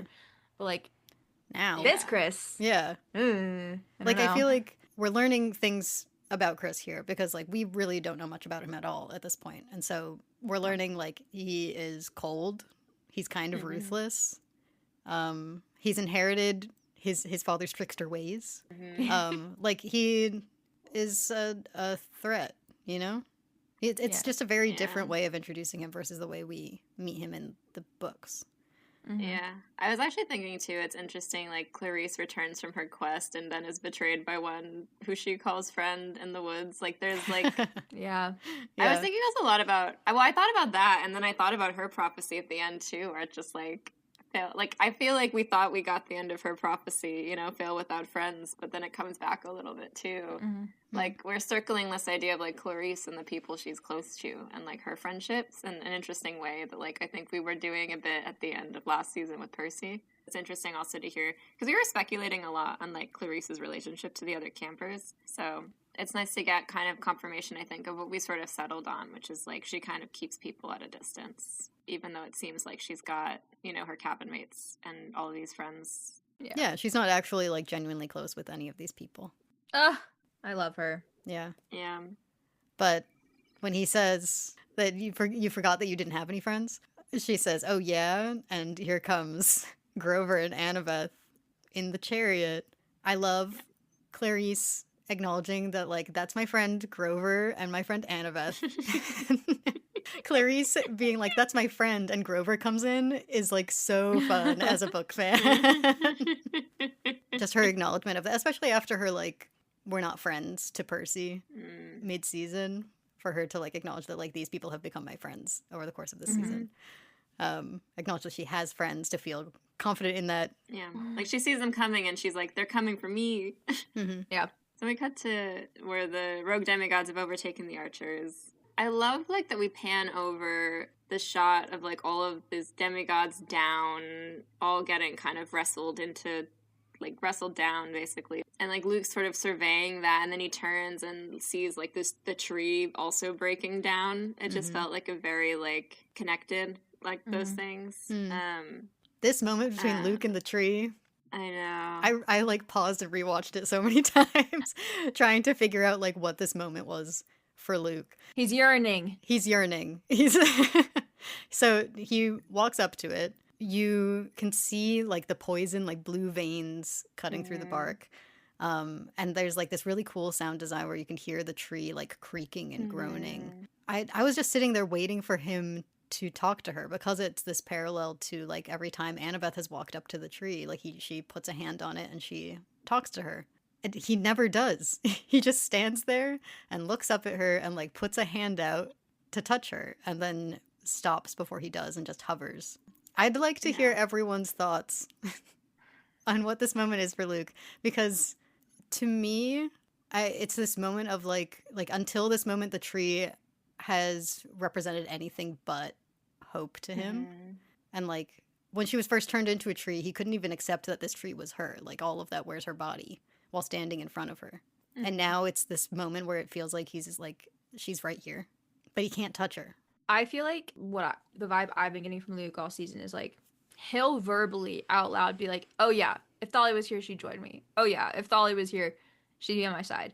But I feel like once the concept of Thalia actually coming back to life is actually put on the table, I feel like he has a moment where he's like, I think there's a small part of him that knows that that's not a 100% certainty. Like there is a part of him that knows that there's a possibility Thalia actually wouldn't take his side and Thalia would hate what he's doing. It's kind of like, it's like Annabeth in the back of his head, because that's like all the stuff Annabeth's saying. And so I think when it gets to him being in front of Thalia's tree, he doesn't say anything because like he wouldn't know what to say. I think when we get to see Thalia and Luke back together, that's like one of my most anticipated scenes. Like I cannot wait to see what they say to each other, what the vibes are, what's going on. But I think like in that moment, if Thalia was there, like I don't think Luke would necessarily know what to say to her. And he maybe doesn't feel like he deserves to even touch her tree, knowing that he's the one that poisoned it. I think that's a big part of it. Yeah, that was sort of one of my first thoughts too, was like, he's looking at this tree now knowing he could have killed her, maybe. Yeah. And to me, I was like, I wonder if he's like having a bit of a crisis of like, I can't believe I did that. Yeah, like the words I was expecting to hear out of his mouth were like, and I'm sorry. Yeah. It was so interesting too, because coming back to it knowing that this is Thalia frozen in a moment where she is defying the gods. Like she is doing, and she's screaming at her father probably all the things that Luke wishes he could scream at Hermes. Like she is frozen here kind of in this moment that I think epitomizes a lot of Luke's feelings towards the gods. And there's just sort of almost this delicious like irony to it, almost watching it for me, where it's like he doesn't even know how much she in this moment is frozen so in line with, I think, a lot of his feelings, but I think he's also sort of like feeling like he betrayed her. How I literally just thought of this. I can't believe I just thought of this. How do you guys think Luke is going to find out what really happened to Thalia? Who's going to tell him? You think Annabeth's going to have to tell him when she's holding up the sky? I can't imagine. I don't know. That's a pretty juicy opportunity. I could see them taking it for sure. Yeah. I mean, Annabeth has to be the one to tell him. Yeah. Well, I don't know. We've had a lot of them discussing her though already though, so I can also see. But I feel like just because they are like that trio, like it would just make the most sense and the most impact. Yeah. But also to me, I'd be like, Annabeth, shh, why are you telling him this? Yeah. Like that's why I feel like I could see it being Kronos. Oh, interesting. I have some new fan fiction. It's not gonna happen. Cold open, season 3. Luke waking up all groggy, seeing Thalia wavering on the hill, and then passing out again. No, the fact that we don't see her, pisses me off. It makes me so mad. Okay, but I also think part of the reason he can't bring himself to touch the tree, is that the tree is something that he has never respected. She has been used for 5 years as this guardian that she never volunteered to be. And like we talked about with Charlie, that he feels like he's putting Thalia out of her misery by killing the tree.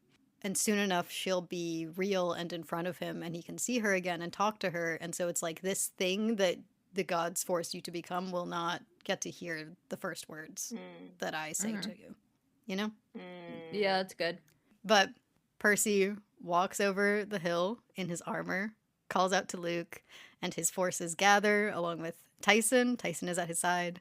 It's funny how Luke, like, the last Dragonians are like, hey, wait, let us in. But Luke is, like, so distracted by Percy. He's like, nope, no time. We're just starting the battle. It's so interesting to me that, like, everything Luke does in this scene is so... Okay, so question. I know you guys did some stuff with the stunt department. Did you guys get to see this fight scene when you went to the stunt department? Yes or no? We didn't see this in the stunt area. We saw a piece of this scene. Like, they showed us a clip of this scene because they had filmed it and edited it slightly. And we're like, here's a clip. With the actors? Yeah. Yeah. So we had seen part of this already. We saw the entire fight scene, but done with, like, it was cinematic shots and everything. Like, it was, like, bar for bar, like, what the cinematic shots were in the show, but it was done with the stunt actors. But That's so I cool. saw the whole scene and like the way the camera like follows Luke through the fight and like how Luke is like locked onto Percy and stuff like that. And the reason I ask is because we watched it and we get all the way from the beginning when they charge all the way to the end when Tyson saves Percy. None of the actors are in the video. This is all stunt people. Right. They finish showing us the video and I'm crying. I'm like this has to be the last straw of these people thinking that I'm literally insane, because there's like no reason for me to be like crying over the stunt actor for Tyson being like, that's my brother. But I am, and I was just like, wow, that was a beautiful fight scene even though it was not real. No, it's incredible. It's so good. We were watching it with like jaws on the floor and we only saw like a tiny piece of it. One of the things I want to talk about in this scene is it was the first time that I registered that Luke's color in the show is white, which I thought was kind of interesting because like he stands out in the battle because he's the only one wearing white. And then I was thinking back and I was like, oh yeah, like his tracksuit is white, his little sweater is white, Luke's like assigned color is white. That's just so interesting to me because I feel like, you know, color theory, we like to assign white to like purity and like heroism. You normally wouldn't assign it to your villain. Where my brain went also is it's like white shows everything. And so part of it's I'm also like, that's crazy to show up to a battle in like a white sweater and a suede jacket. Yeah, and It's confident. The suede jacket is still stained with he has some of the gold paint still on his jacket. Like it's stuff that's going to stain and show exact. Like if you get hurt, like it's gonna, you know, show everything. If you get blood on you, it's like this confidence of like, I'm not gonna get blood on me. I'm that good. But also, it's an interesting inverse of like Luke being a character who like kind of will wear his pain on his sleeve too. And it's also interesting. So like Luke's colors are kind of like a white and gold, and then you look at like Kronos' coffin, which is specifically just like black and gold. And it's like, we need to get Kate Adair in the room immediately and ask her why, what that means. It does kind of diametrically oppose him from Kronos in that way, yeah. I wonder if next season we'll see him in black and gold. Oh, I'm so because what we've seen Percy is in darker colors next season also, because like they all kind of have their color palettes. Like Annabeth is very purple, Percy's that like specific shade of green. Yeah It'd be interesting to see like, so Luke's in like white this season, next season he's in like a bit of a heather gray, right? It's turning gray, and then it gets darker gray, and then we get like black by season 5. Okay, so Luke sees Percy across the battlefield, yells at him, Percy, no Fleece to heal you this time. His face when he delivers that line too, he's like so... No, it's like the moment where he locks in, like, Luke has been told, kill the son of Poseidon to prove your loyalty. And so I think part of Luke's actions in this fight are like, I have to do this. This is my one mission. I have to go kill Percy. But I actually think that Luke's line later in the scene, after he beats Percy up, kind of betrays the like second layer of anger that Luke feels toward Percy that we can elaborate on when we get there. But Luke starts moving through this army, like this fight, with so much determination. Like he spots Percy and like locks in on him and starts pushing his own men down to get to him. Like right before he gets to Percy, he kicks one of his own guys down. And then the fight starts. It's such a cool fight. Yeah. It's so good. Yeah. It's so good. First, okay, well, let's just go beat for beat for a second. So we get the comeback of the disarm. Yes, I loved that. I gasped. I was like, no way. Because, as a wise man played by Luke Arnold once said, you say you'll be teaching me to fight, but if every man fights differently, seems to me what you'll really be doing is teaching me how to defeat you. We talked about this at the end of season 1. This is the Black Sails philosophy on teaching someone else to fight, teaching someone to sword fight specifically. In teaching someone to fight, you are specifically teaching them how to defeat you. And Luke taught Percy this move in the training sequence that we saw last season. Like he like does that move on Percy and then says, let's work on that disarm. Like he's been teaching Percy this move. To me, this reads as the first time Percy has ever successfully pulled off this move. Yeah. Yeah. I think everyone's shocked, including like Percy. They both look at each other like, oh my god. Did you just... Now what? No, and I love that too, like, that Percy does it, and he doesn't know what to do next, so Luke just grabs his sword arm, and it's just like, no. Like... No, it's one of those crucial parts of their dynamic, which is that, like, Luke taught Percy how to sword fight, so every move that Percy knows, Luke also knows it, which makes it very difficult for Percy to get the upper hand in these fights, unless he surprises Luke. Literally all the way up until the last fight in The Last Olympian, Kronos uses this disarm move on Percy, because Percy uses a move that he learned from Luke in their fight, and without thinking sets himself up for the disarm. Like, Percy never, through sword fighting, will ever, like, get the upper hand on Luke. And, like, there are moments where he does, and it's, like, always sort of a surprise, like, oh my god, I did it. And, like, immediately, like, Luke will find a way out of it. Yeah. Because, like, everything that Percy knows sword fighting-wise, he learned from Luke. But there's also things that Luke hasn't taught him yet. Yeah. Things, like, in the Andromeda fight when Luke, like, kicks the crap out of Percy's chest. Like, that's not something that Percy anticipated or something that Percy learned. So, like, that's something that takes him back. And so, like, there's always going to be moments where, like, Luke will pretty much always be able to anticipate what Percy is going to be able to do in a sword fight, and Percy won't be able to anticipate what Luke's going to do, because there's things that Luke will do that Percy doesn't know. Yeah, like, you watch him do this, and it's like, it is this moment of Percy getting better at sword fighting, actually learning from Luke as he's fighting with him. But it's also like, I don't know if you're ever going to successfully be able to do that against him again. It's also this moment of, like, even if there's a moment where Percy knocks his sword out of his hands, lands a blow, like he did in season 1, Luke is a very physical fighter and turns violent very, very fast. We talked about this in season 1, that, like, that's what happens when Percy actually hits Luke. Luke turns around and, like, cuts him down very quickly. Like, he was trying not to hurt him the entire time, and as soon as Percy hurts him, he's like, okay, you're on the ground now. Like, Luke doesn't rely on his sword to fight. And until Percy learns how not to rely on his sword while he's fighting Luke, he can't win against Luke. So Luke punches Percy at least, like, 10 times in a row. I vividly remember watching Luke punching Percy in the face over and over and over again in Vancouver. The smile on my face disappeared so fast. But, like, when I was watching it, and maybe it's just, like, there's, like, Foley design and stuff, too, that's, like, added, obviously, like, since, and, like, you know, but, like, watching it again for the first time here, me fully knowing what was coming was still like, oh my god! Like, covering my face. I was stressed. And then it kept going. Like, at a certain point, it's completely unnecessary to be hitting him. Like, he's just hitting him just to hit him. And a reminder that is a 13-year-old. And, like, if we're keeping to book canon ages, Luke is a 20-year-old man, like, beating him into the ground. Yikes. Luke just feels so far gone at this point when you watch this moment. He also just feels really desperate. Really desperate. And, like, it's the kind of violence that, like, I think last episode asked a part of a very important question that kicked off this entire season, which was, does Luke need saving? And, like, the answer in the last episode at the very end was, like, actually, yeah. I think this is escalating to torture. He seems like he's in a really dangerous situation, and it's setting him down this dark path. Luke might actually need saving. And then you get to, like, this moment, and it's like, can you save Luke? Is, like, the second part of the question. And, like, you watch this and it's like, oh, he's becoming something else. Yeah. The answer to that question is, like, he does want to be saved and you can do it in the end. But, like, this is a moment where it's like, oh, it feels like the answer is no for a second. I think Percy in this moment has become for Luke, like, yes, he's the thing that he needs to kill him to prove himself to Kronos. But I also think over the course of this season, Percy has become, this is the thing that's keeping my family from me. He's the one standing in Thalia's place.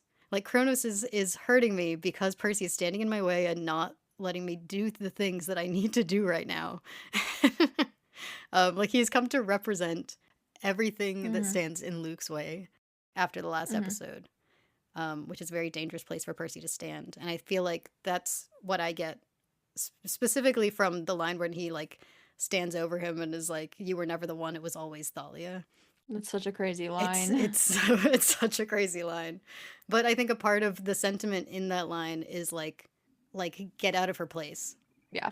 That line was interesting to me too, because I feel like we talked a little bit about this even through, like, episode 7, where, like, Luke's just like, Percy's got heart. Like, right up until I think he finds out that Thalia can be brought back, there's I think a part of Luke that still really believes Percy will come to his side. And, like, that's what I read I read almost, like, disappointment in Luke in this moment, being like, you were never the one. And I think that marks, like, to me, I think a shift in his attitude towards Percy this season. Yeah. It's like, he starts the season still kind of thinking, I can get him over here. And now he's like, no. Mm-hmm. It's also a mirror of, like, Annabeth's first words when Percy woke up on this same hill in the very first episode where he must be the one. That's a great pull. For him to be lying there hearing Luke standing over him saying, you were never the one. Oh, it's so good. Mm. Then Alison shoots Annabeth and immediately goes to start chopping Well, first, Thalia down. Tyson saves the day first, though. We have to allow Tyson his moment. Yeah. 3 cheers for Tyson. Tyson comes in, throws Luke across the battlefield for that, which he deserves, and apparently knocks him out. I think he knocks him out. I feel like there's like a shot where we see Luke like on the ground. I think because we don't see a shot of Luke reacting to Thalia coming back, he must have knocked him out there, which upsets me, but it's okay. But yeah, Clarice, Annabeth, Grover enter with the Fleece on the chariot, and Annabeth is shot down by Alison. She takes that shot really well. She does. Like I'd be on the floor like in agonizing pain. Mm-hmm. It's the adrenaline. She keeps repeating, like, I'm okay, I'm okay, I'm okay, which almost a little reminded me of the throne scene. Yeah. And there was a moment I felt where I was like, oh no, Percy's gonna, like, waste all of his time making sure Annabeth's okay again, isn't he? But he shows a bit of growth. Yeah. Yeah, it's like a moment where he can sort of redeem himself for what he did in episode 6. Mm-hmm. He's given the same choice of, like, finish the quest or protect Annabeth. You can stay by her side or you can go do this thing. And he kind of chooses both. He chooses, I'm going to stay here and hand the quest back to Clarice. Like I'm not leaving her, but I'm also not finishing this quest. It's like it's an easier choice for him to make, I feel like, this time around, because he doesn't have the physical restraint of not being allowed to go near Annabeth. Mm-hmm. And Annabeth's awake and she's telling him, I'm okay. Yeah. He's getting words of affirmation. Right. He's getting verbal confirmation. And I feel like, I mean, in a way, like, this is kind of him a little bit overcoming his fatal flaw. Not, like, fully overcoming it, but it shows, like, he maybe can. He can think a little bit before he just decides to save the people he loves over doing potentially the right thing. In the right circumstances. It opens up a little bit of a gray area for him, which I hope he realizes. And so he doesn't have to freak out about his fatal flaw whenever someone brings it up. He might be freaking out next season, though. Yeah, dude, it's going to be so bad. I want to talk a little bit about Percy making this choice to bring Thalia back. Because it's ultimately it's a choice that he makes. It's an interesting moment to me because the way that this is framed in this episode, that's kind of the only choice that's being made here. Like, the barrier falling isn't so much the threat right now because Luke's army has already crossed through. He's made the choice to not let in the Lastrygonians, but if he wanted to, he could. We've seen that he can just, like, let them in, and we know that multiple of them could come in because of what happened in the first episode of, like, Annabeth accidentally letting in one of them by letting in Tyson, that, like, they could all just hold hands and walk in. Like, because camp is already, like, under siege, we're already, like, the threat is the demigods. The border has no meaning to us right now. It's not exactly saving the battle to save the tree right now. So the choice that's being made is specifically to bring Thalia back. My first thought really is that, like, if we put ourselves into a world where there's no battle, Luke's not knocking on their front door, they get to go back to camp and they get to have a calm, collected conversation about bringing Thalia back. I don't think there's ever a world where Percy would have been able to say no to Annabeth if it's something Annabeth really wanted. Like, regardless of whatever dreams he has, regardless of whatever hesitation he has, like, I don't think there was ever a world where he was going to be able to deny this for Annabeth. So I think he just kind of maybe has, like, accepted that and is like, this is just going to happen, and I'm just going to have to deal with whatever happens when she's awake. Yeah. Because there's no way to stop it. So, like he's been fighting back on this throughout this entire episode. But now Annabeth is hurt in front of him. Clarice is also injured. Also here to finish her quest. And, like, he's been fighting against that the whole episode. You know, if he ever tried to stop Thalia from coming back, he'd just be hurting Annabeth also. Like, yes, he doesn't know what's going to happen after this point, but the best thing for at least these two people in front of him, Grover also, but, like, Grover isn't saying anything, so at least these two girls in front of him, is to let Clarice finish her quest right now. and help her finish her quest right now. So Clarice throws the fleece on her spear. The fleece lands on the tree. It is wild that, like, all of the rogue demigods immediately scatter. I was like... I wonder if it's, like... Because this tree that we have been fighting to bring back, okay, it's officially here. And this is the thing that we've been told over and over is going to be, like, the deciding factor here. And so let's all take a step back and see what she does, is what could be happening here. I think because we don't see how this battle ends or hear how this battle ends specifically, it's harder to know exactly what's going through their minds, but, like, that's an explanation. Thalia's tree, it starts to come back to life. Percy starts to get a little too close, and we see, like, the bark falling from her spear. I gasped. I was like, oh my god, she's actually, like, even though I knew she was coming back, I was like, oh my god, she's back. I said the exact same thing. I was like, oh my god, wait, it's actually happening. Wait, it's actually, she's here. And Thalia, we hear her say, hear my words, never, as she emerges from the tree. Thalia and Percy both pass out in sync. Turning like a coin, even, you might say. Falling on their side like a coin. Which side are they going to land on? I'm curious. Okay, this is my last thought on this scene. I'm curious about Luke. He wakes up. I don't know if the battle's still happening. I don't know what's going on around him. But Thalia is no longer in the tree. I wonder, like, how they're going to navigate all of this, if they're going to navigate it at all. Like, the fact that Luke's army has knowledge of how to enter camp. Does the barrier work now, like, differently now that Thalia's not in there? Because if we're looking at Battle of the Labyrinth is about them trying to find a way into camp.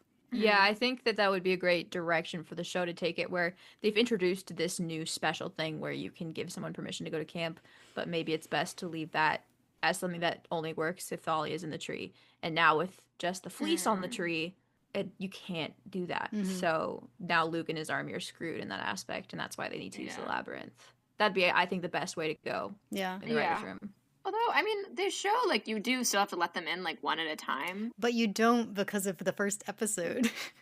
They can kind of sneak in. They can sneak in. If they all get really close, they can all sneak in together. They all have to huddle together. I just had another thought about the battle as well, where I wonder if Alison shouts that they need reinforcements, and I think putting the fleece on the tree does mean they can't bring the last Dragonians in anymore, and they're already kind of falling back. So it's possible they just did a tactical retreat. So I'm just imagining them dragging Luke's unconscious body out of there. Well, this is the thing, is that Grover says that the army retreated and Luke vanished. Two different things. Considering the time skip, I'm just very curious whatever Luke's up to, whatever the Luke-Thalia dynamic is. If the first scene we see them see each other again is going to be, like, on the mountain like we see in the book. I think I'm okay with, because I wanted Luke to be there when Thalia woke up. Like, I've been saying in my YouTube videos all season, but also at the same time, like, I think maybe it might be better if their reunion isn't as public. Like, when they see each other again in season 3 for the first time, like, maybe it's best that it's not in front of every single camper. It'll allow, I think, for more angst and for more, like, personal arguments or conversations to be had. That's true. You're going to have on one side Percy angsting over Luke being with Annabeth and not knowing what's going on there, and then on the other side you have Luke angsting over Thalia being with Percy and not knowing what's going on there. So that's kind of no fun. one can iris message. Right. If I were Luke, though, I would have immediately gone into camp and tried to find her. Like, I just want to know. But I think there might have been a part of him that, like, if he woke up and she's not in the tree anymore, but she's also not there, he doesn't know necessarily that she, like, not, like, passed out.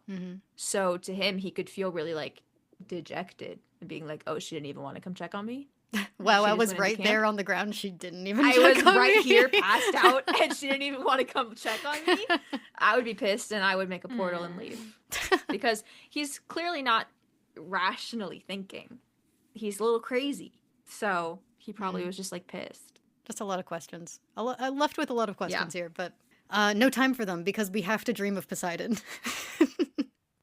He's wearing this little, like, pea coat situation. I wonder if, because this outfit is very different from his, like, season 1 looks, which was a little more, like, beachy, casual. His one singular shirt that they let him wear in his season one 1. shirt. This one, I wonder if it's, like, my first reaction was like, well, that's not beachy. I guess we're in Vancouver and it's cold, but that's not the It's his usual winter look. Poseidon look. Yeah, it's his winter look, but it's also like maybe he just sort of channels different kinds of seafarers in his looks, because this is like, you know, a little sailor. Holding out hope for him in a pirate Right, costume and someday again he'll next show year. up dressed as a pirate. And then so Percy approaches Poseidon. Poseidon says, "You've grown." Percy says, "I tried calling you before." Luke wasn't lying, was he? The war is starting. So here we're learning that, yes, Luke was right. The Titans are stirring, and that's what Poseidon has been busy with. And also that it wasn't Poseidon who, like, sent Hermes in episode 2.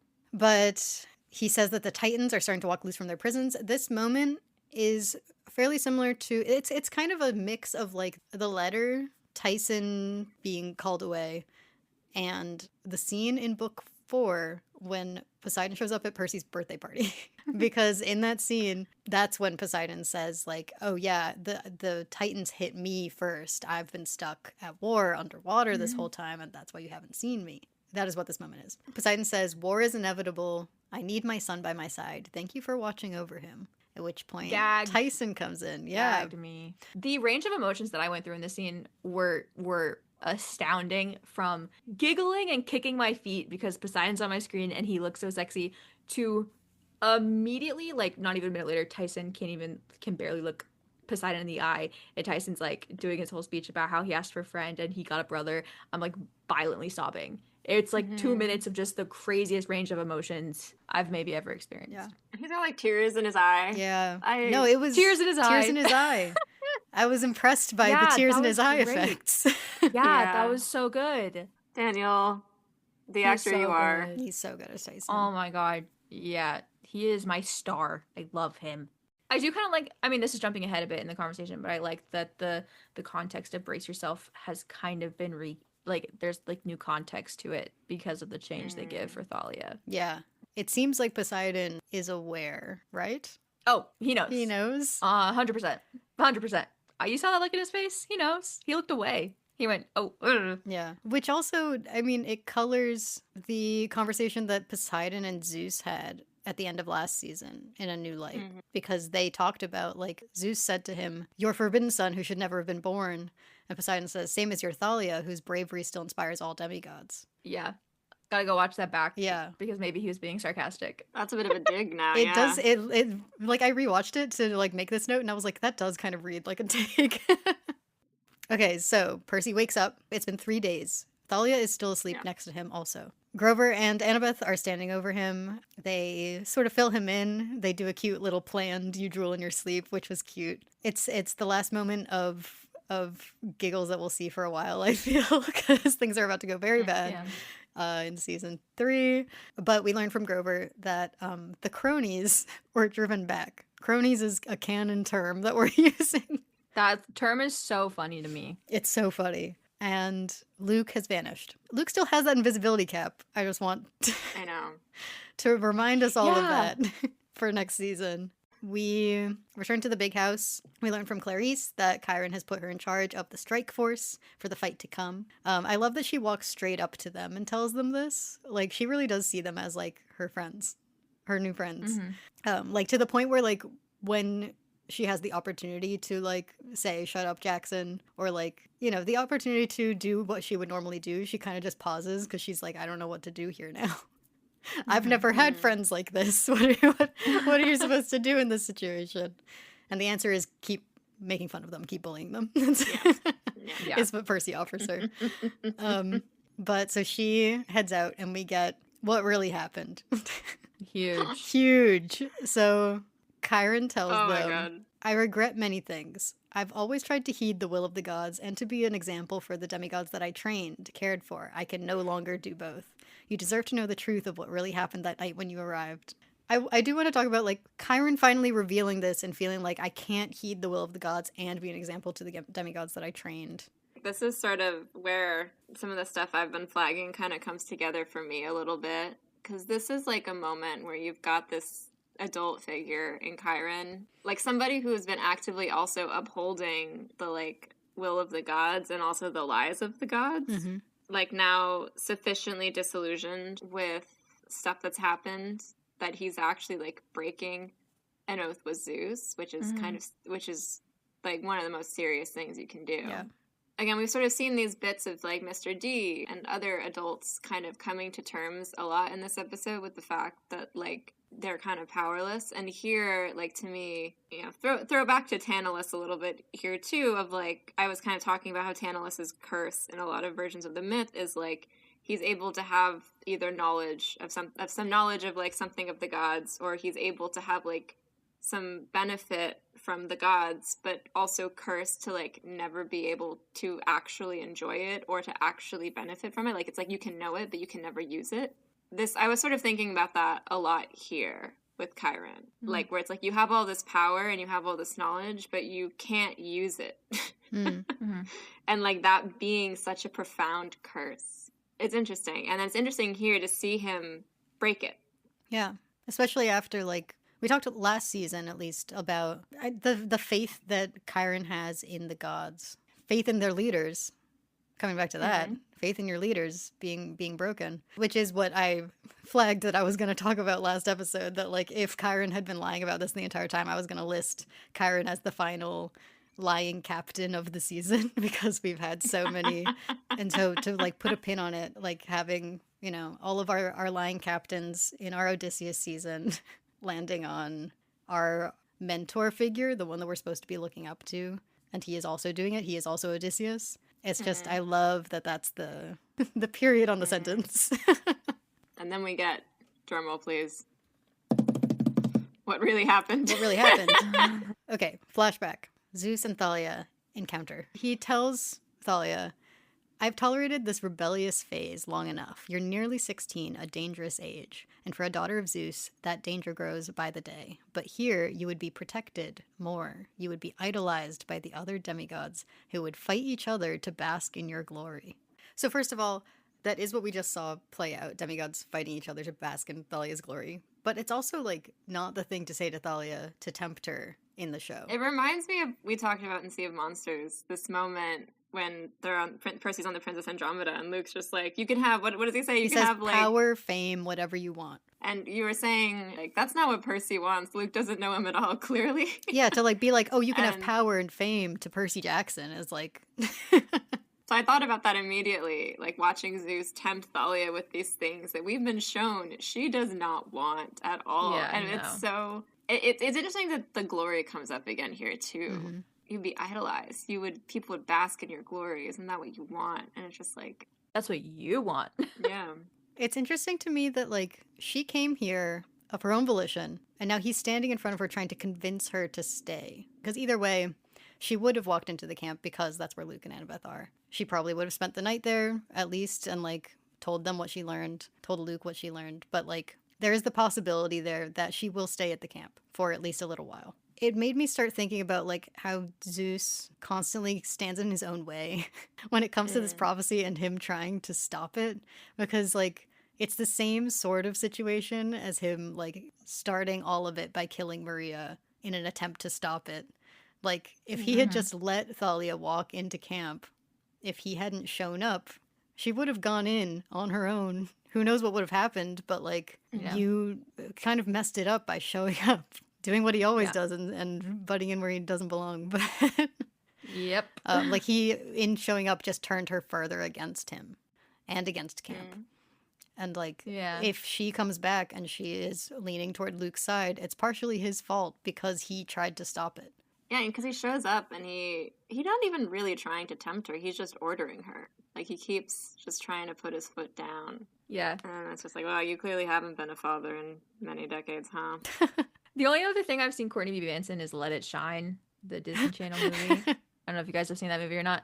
But he plays, like, a pastor in it. And so him in this scene talking to Thalia, and he's like his hand movements and stuff, and, like, the way he's talking to her, I literally felt like he was, like, attempting to preach to her in a way. Like he was, like, really trying to persuade and convince her. And I was just like, I don't know if I'm feeling this way because this is the only other time I've seen this man in my life is when he plays a pastor, or maybe this is just the vibe that Courtney B. Vance gives off. Maybe he just always feels that way. I don't know. But that's what I was getting from him. Yeah. It's interesting though, like having this scene in parallel also with the one with Poseidon and Percy. Because they're both saying similar things where they're both like, you're going to reach 16, the fate of the world. Like, it's similar messaging. But it's just like, this is what happens when you try to, like, I don't know, dominate and, like... Gentle parenting. Yeah. Gentle this is what happens when you don't invest in your kids. Like, you push them away. And it doesn't matter if you're right. It doesn't matter if that was what they're going to do anyway. You know, it's just like...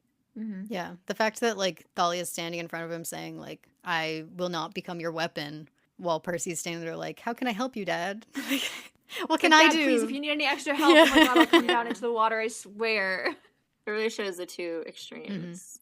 So Thalia says to Zeus, the only demigods I care about are the two I just brought here. I see now that was a mistake. I am going to go and get them, and we are going to leave.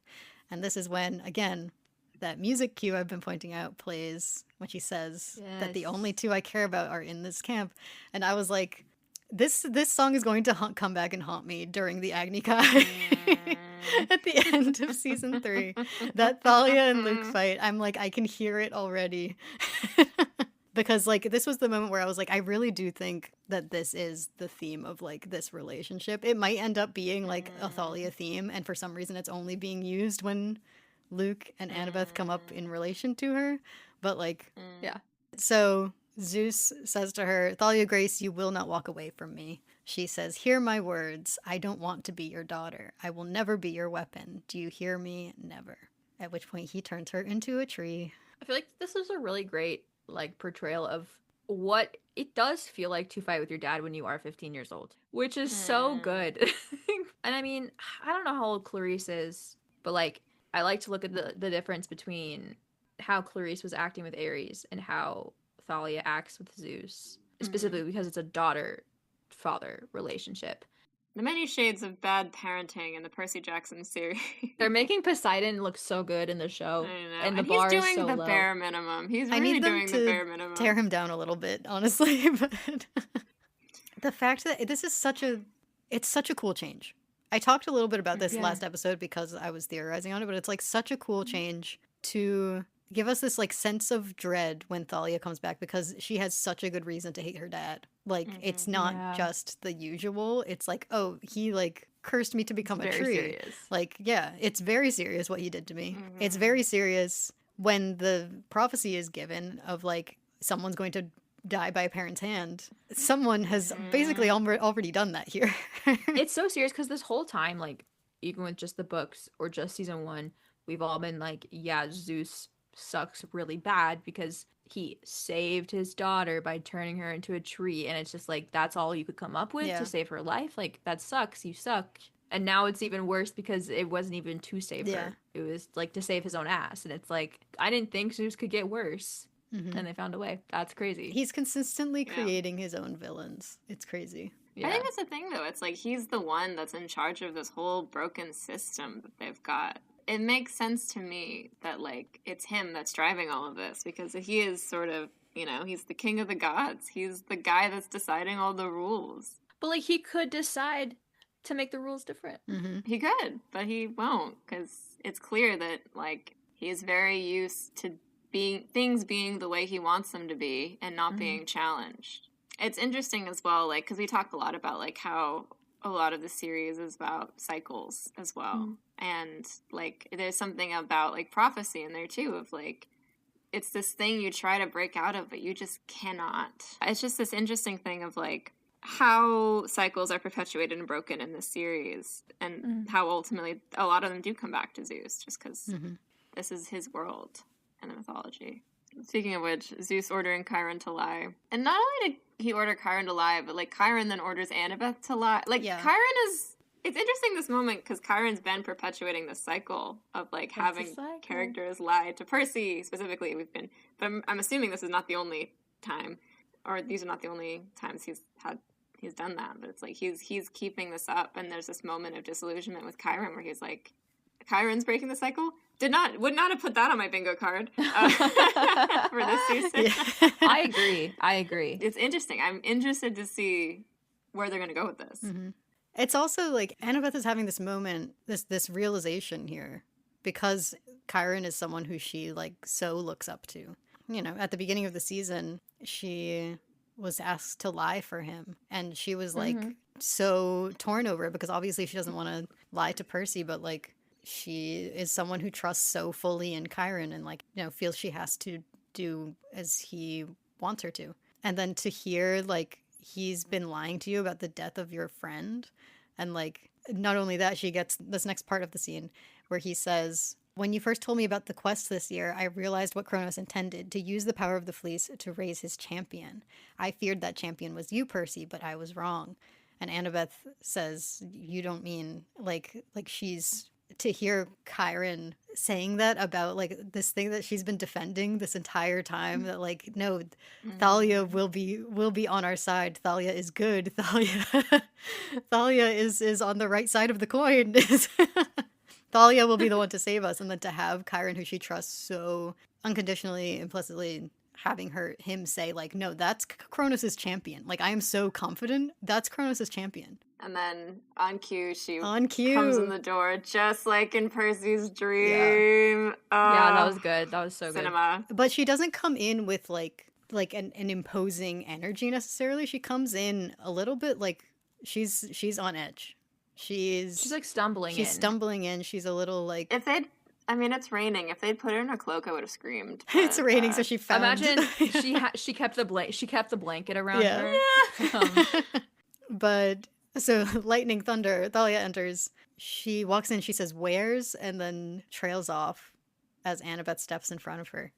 This hug got me. The hug, this is the 4th instance of that little trio theme that I've been tracking. And it's so sweet and so like, it got me. But she interrupts it by saying, "Where's Luke?" And the thunder comes in. And then her eyes lock on Percy, who has... His face is still looking bad because it's been beaten to hell by Luke. Right. No, it's like her eyes like lock onto the stranger in the room in such an interesting way. Because like Percy doesn't say anything, but he's giving off such terrible vibes.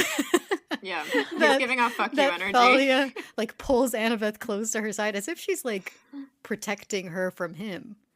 I'm just so fascinated by this choice to like end the season rather than ending it with like Thalia entering the room with like so much like I am the champion of Kronos energy, and like ending it there with her entrance. We end it with this reunion between Thalia and Annabeth with Percy on the other side of the room, because it's like not only are we now like faced with this potential champion of Kronos, she's also got Annabeth tightly held by her side. And that this is like the dynamic that we're setting up for the next season. It reminded me of our interview with Walker from last season. We talked a lot about Thalia in that interview. We talked like at least like 15 minutes of that hour-long interview, or us just being like, "Oh my God, Thalia." But he said that in his mind, season 3 or book 3 is like Percy and Thalia fighting over who gets to have Annabeth, like who Annabeth is going to pick. And so like watching this scene and seeing that like realization that if Percy and Thalia end up enemies, Annabeth might just stand next to Thalia. You know, she will have to make that choice that Percy was saying, like, you don't know what that's like, choosing between your two friends. Annabeth is standing between two friends who are very likely on opposite sides. I don't know. It was just such an interesting choice to me to end it rather than like immediately on that like Thalia's back. Oh, I loved that we got a hug specifically between Thalia and Annabeth, and then that plus there actively being no hug between Percy and Annabeth. I really like that, and no cheek kiss, but like I really liked that we saw this like this physical touch between Thalia and Annabeth, and we actively don't have that with Percy and Annabeth, and that's like showing the wedge that Thalia is about to put in between Percy and Annabeth. I just thought that was really great. I loved the fact that we got a hug for them, and we didn't get a hug for Percy and Annabeth. No. I love this final line. You guys get nightmares, right? Not like mine, because mine just woke up.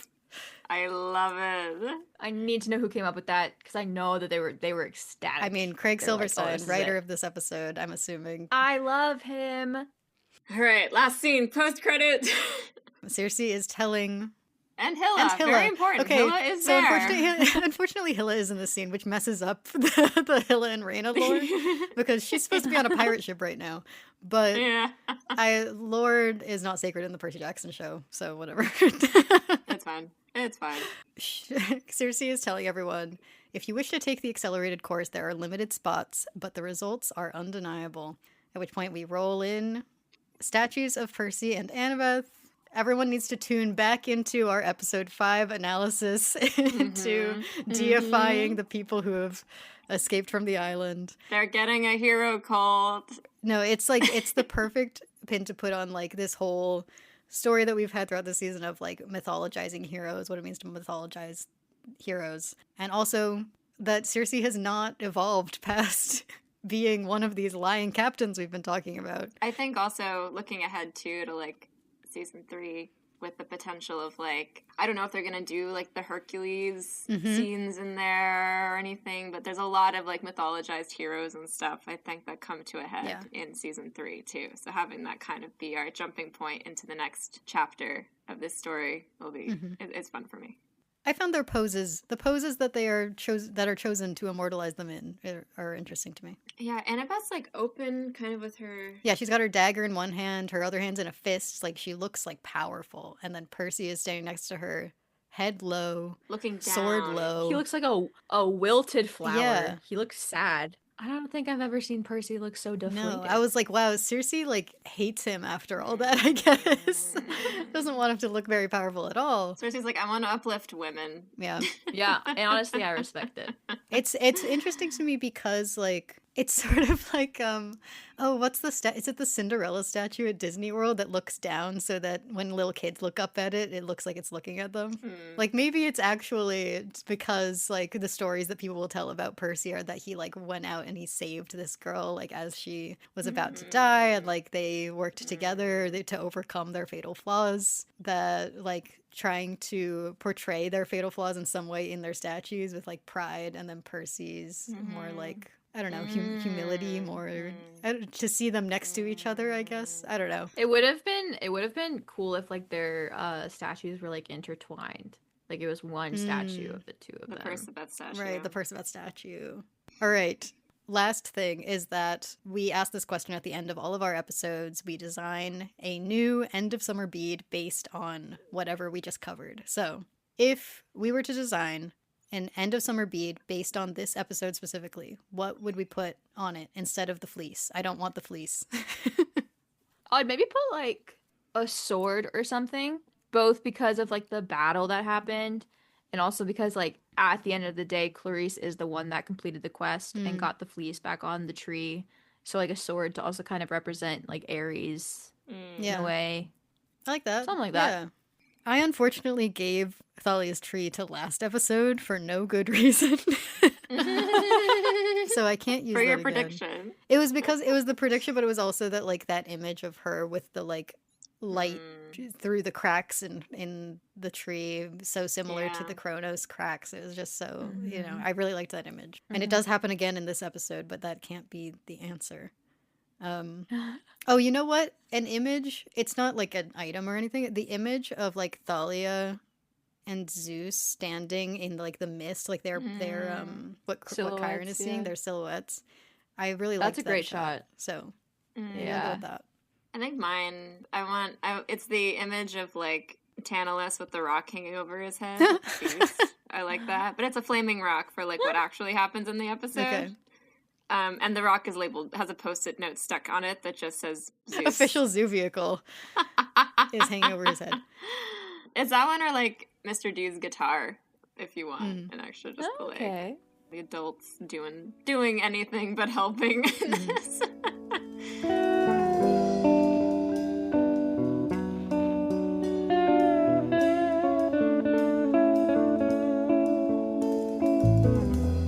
Thank you all for listening to Monster Donut. Thank you so much for being here with us, Cam. Oh, thank you for having me. I had a blast. Please tell everyone where they can find you nowadays. I do a lot of YouTube.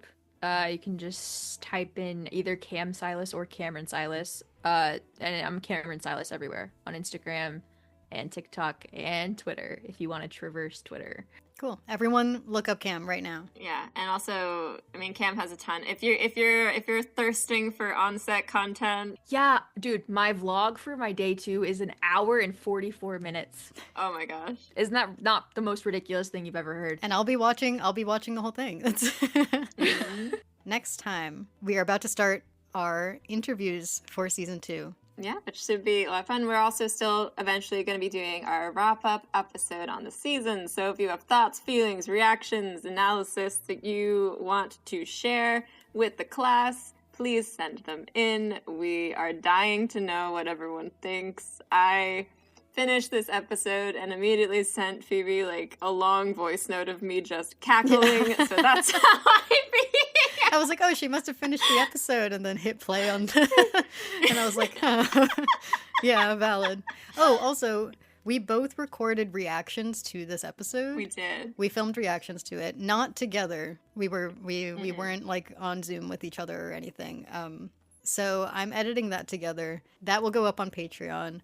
There's also plenty of other content that you will be able to find up on Patreon, including we're going to be posting our episodes that we recorded while we were in Vancouver over there soon, now that episode 8 is out. We have a couple of episodes. I recorded an episode after going to the New York screenings of episodes 3 and 4. That's up there. Oh, did we get the story of you meeting Lin-Manuel There is Miranda? the story of me meeting Lin-Manuel Miranda. It was a very funny way to meet Lin-Manuel Miranda. So tune into that episode over on our Patreon. There's also on Patreon, like we've said, the opportunity to submit questions for the interviews that we do, and you'll also get a heads up before we do those interviews. So if you'd like to know what interviews are coming your way, you can join us over on Patreon. I'm plugging it really hard right now, I feel like. You can find a link to our Patreon either in the description of this episode or in our link tree, which is on all of our social media at PJOpod on Twitter, Instagram, TikTok. In that link tree is also a link to our merch shop where you can get some season 2 Monster Donut merch is up there, along with all of our season 1 Monster Donut merch. And if you'd rather not do any of those things, you can also, to support the podcast, leave a rating or a review wherever you're listening to this right now, a comment. You can vote in whatever poll I chose to add on Spotify. I can't wait to hear what people's reactions are to this twist, to this episode. Please come and dig into it with us. What a journey. What a season. Wow, I need to rewatch it immediately. I mean, I'm about to, because we got to prep for some interviews. Right, that's true. All that being said, thank you to all of our patrons. Latino Kaya, Patty VCK, Bethany from Public Works, Sydney Fox, Joke, Reina Avila Ramirez Arellano, Bronte Libo, Ethan Not Nakamura, Kels, Mason Bowman, Casey Cassidy, Busy Cat, Natalia, Melissa Rounds, Cake Coffee, Sasha, Alana, Pamela Ion, The Kid on Her Own, Grace Junker, Kaylee, Mana Monchian, Calamity, Eddie Burns, Sarah Brown, Colby Redfern, Theseus, May, Anna, Christina, Bad Luck, B, Baster, Austin Savat, James Alexander, and Sloan Mitchell. Thank you all for being with us for this incredible season. I can't wait to talk more about it with everybody. See you next week. bye. Bye.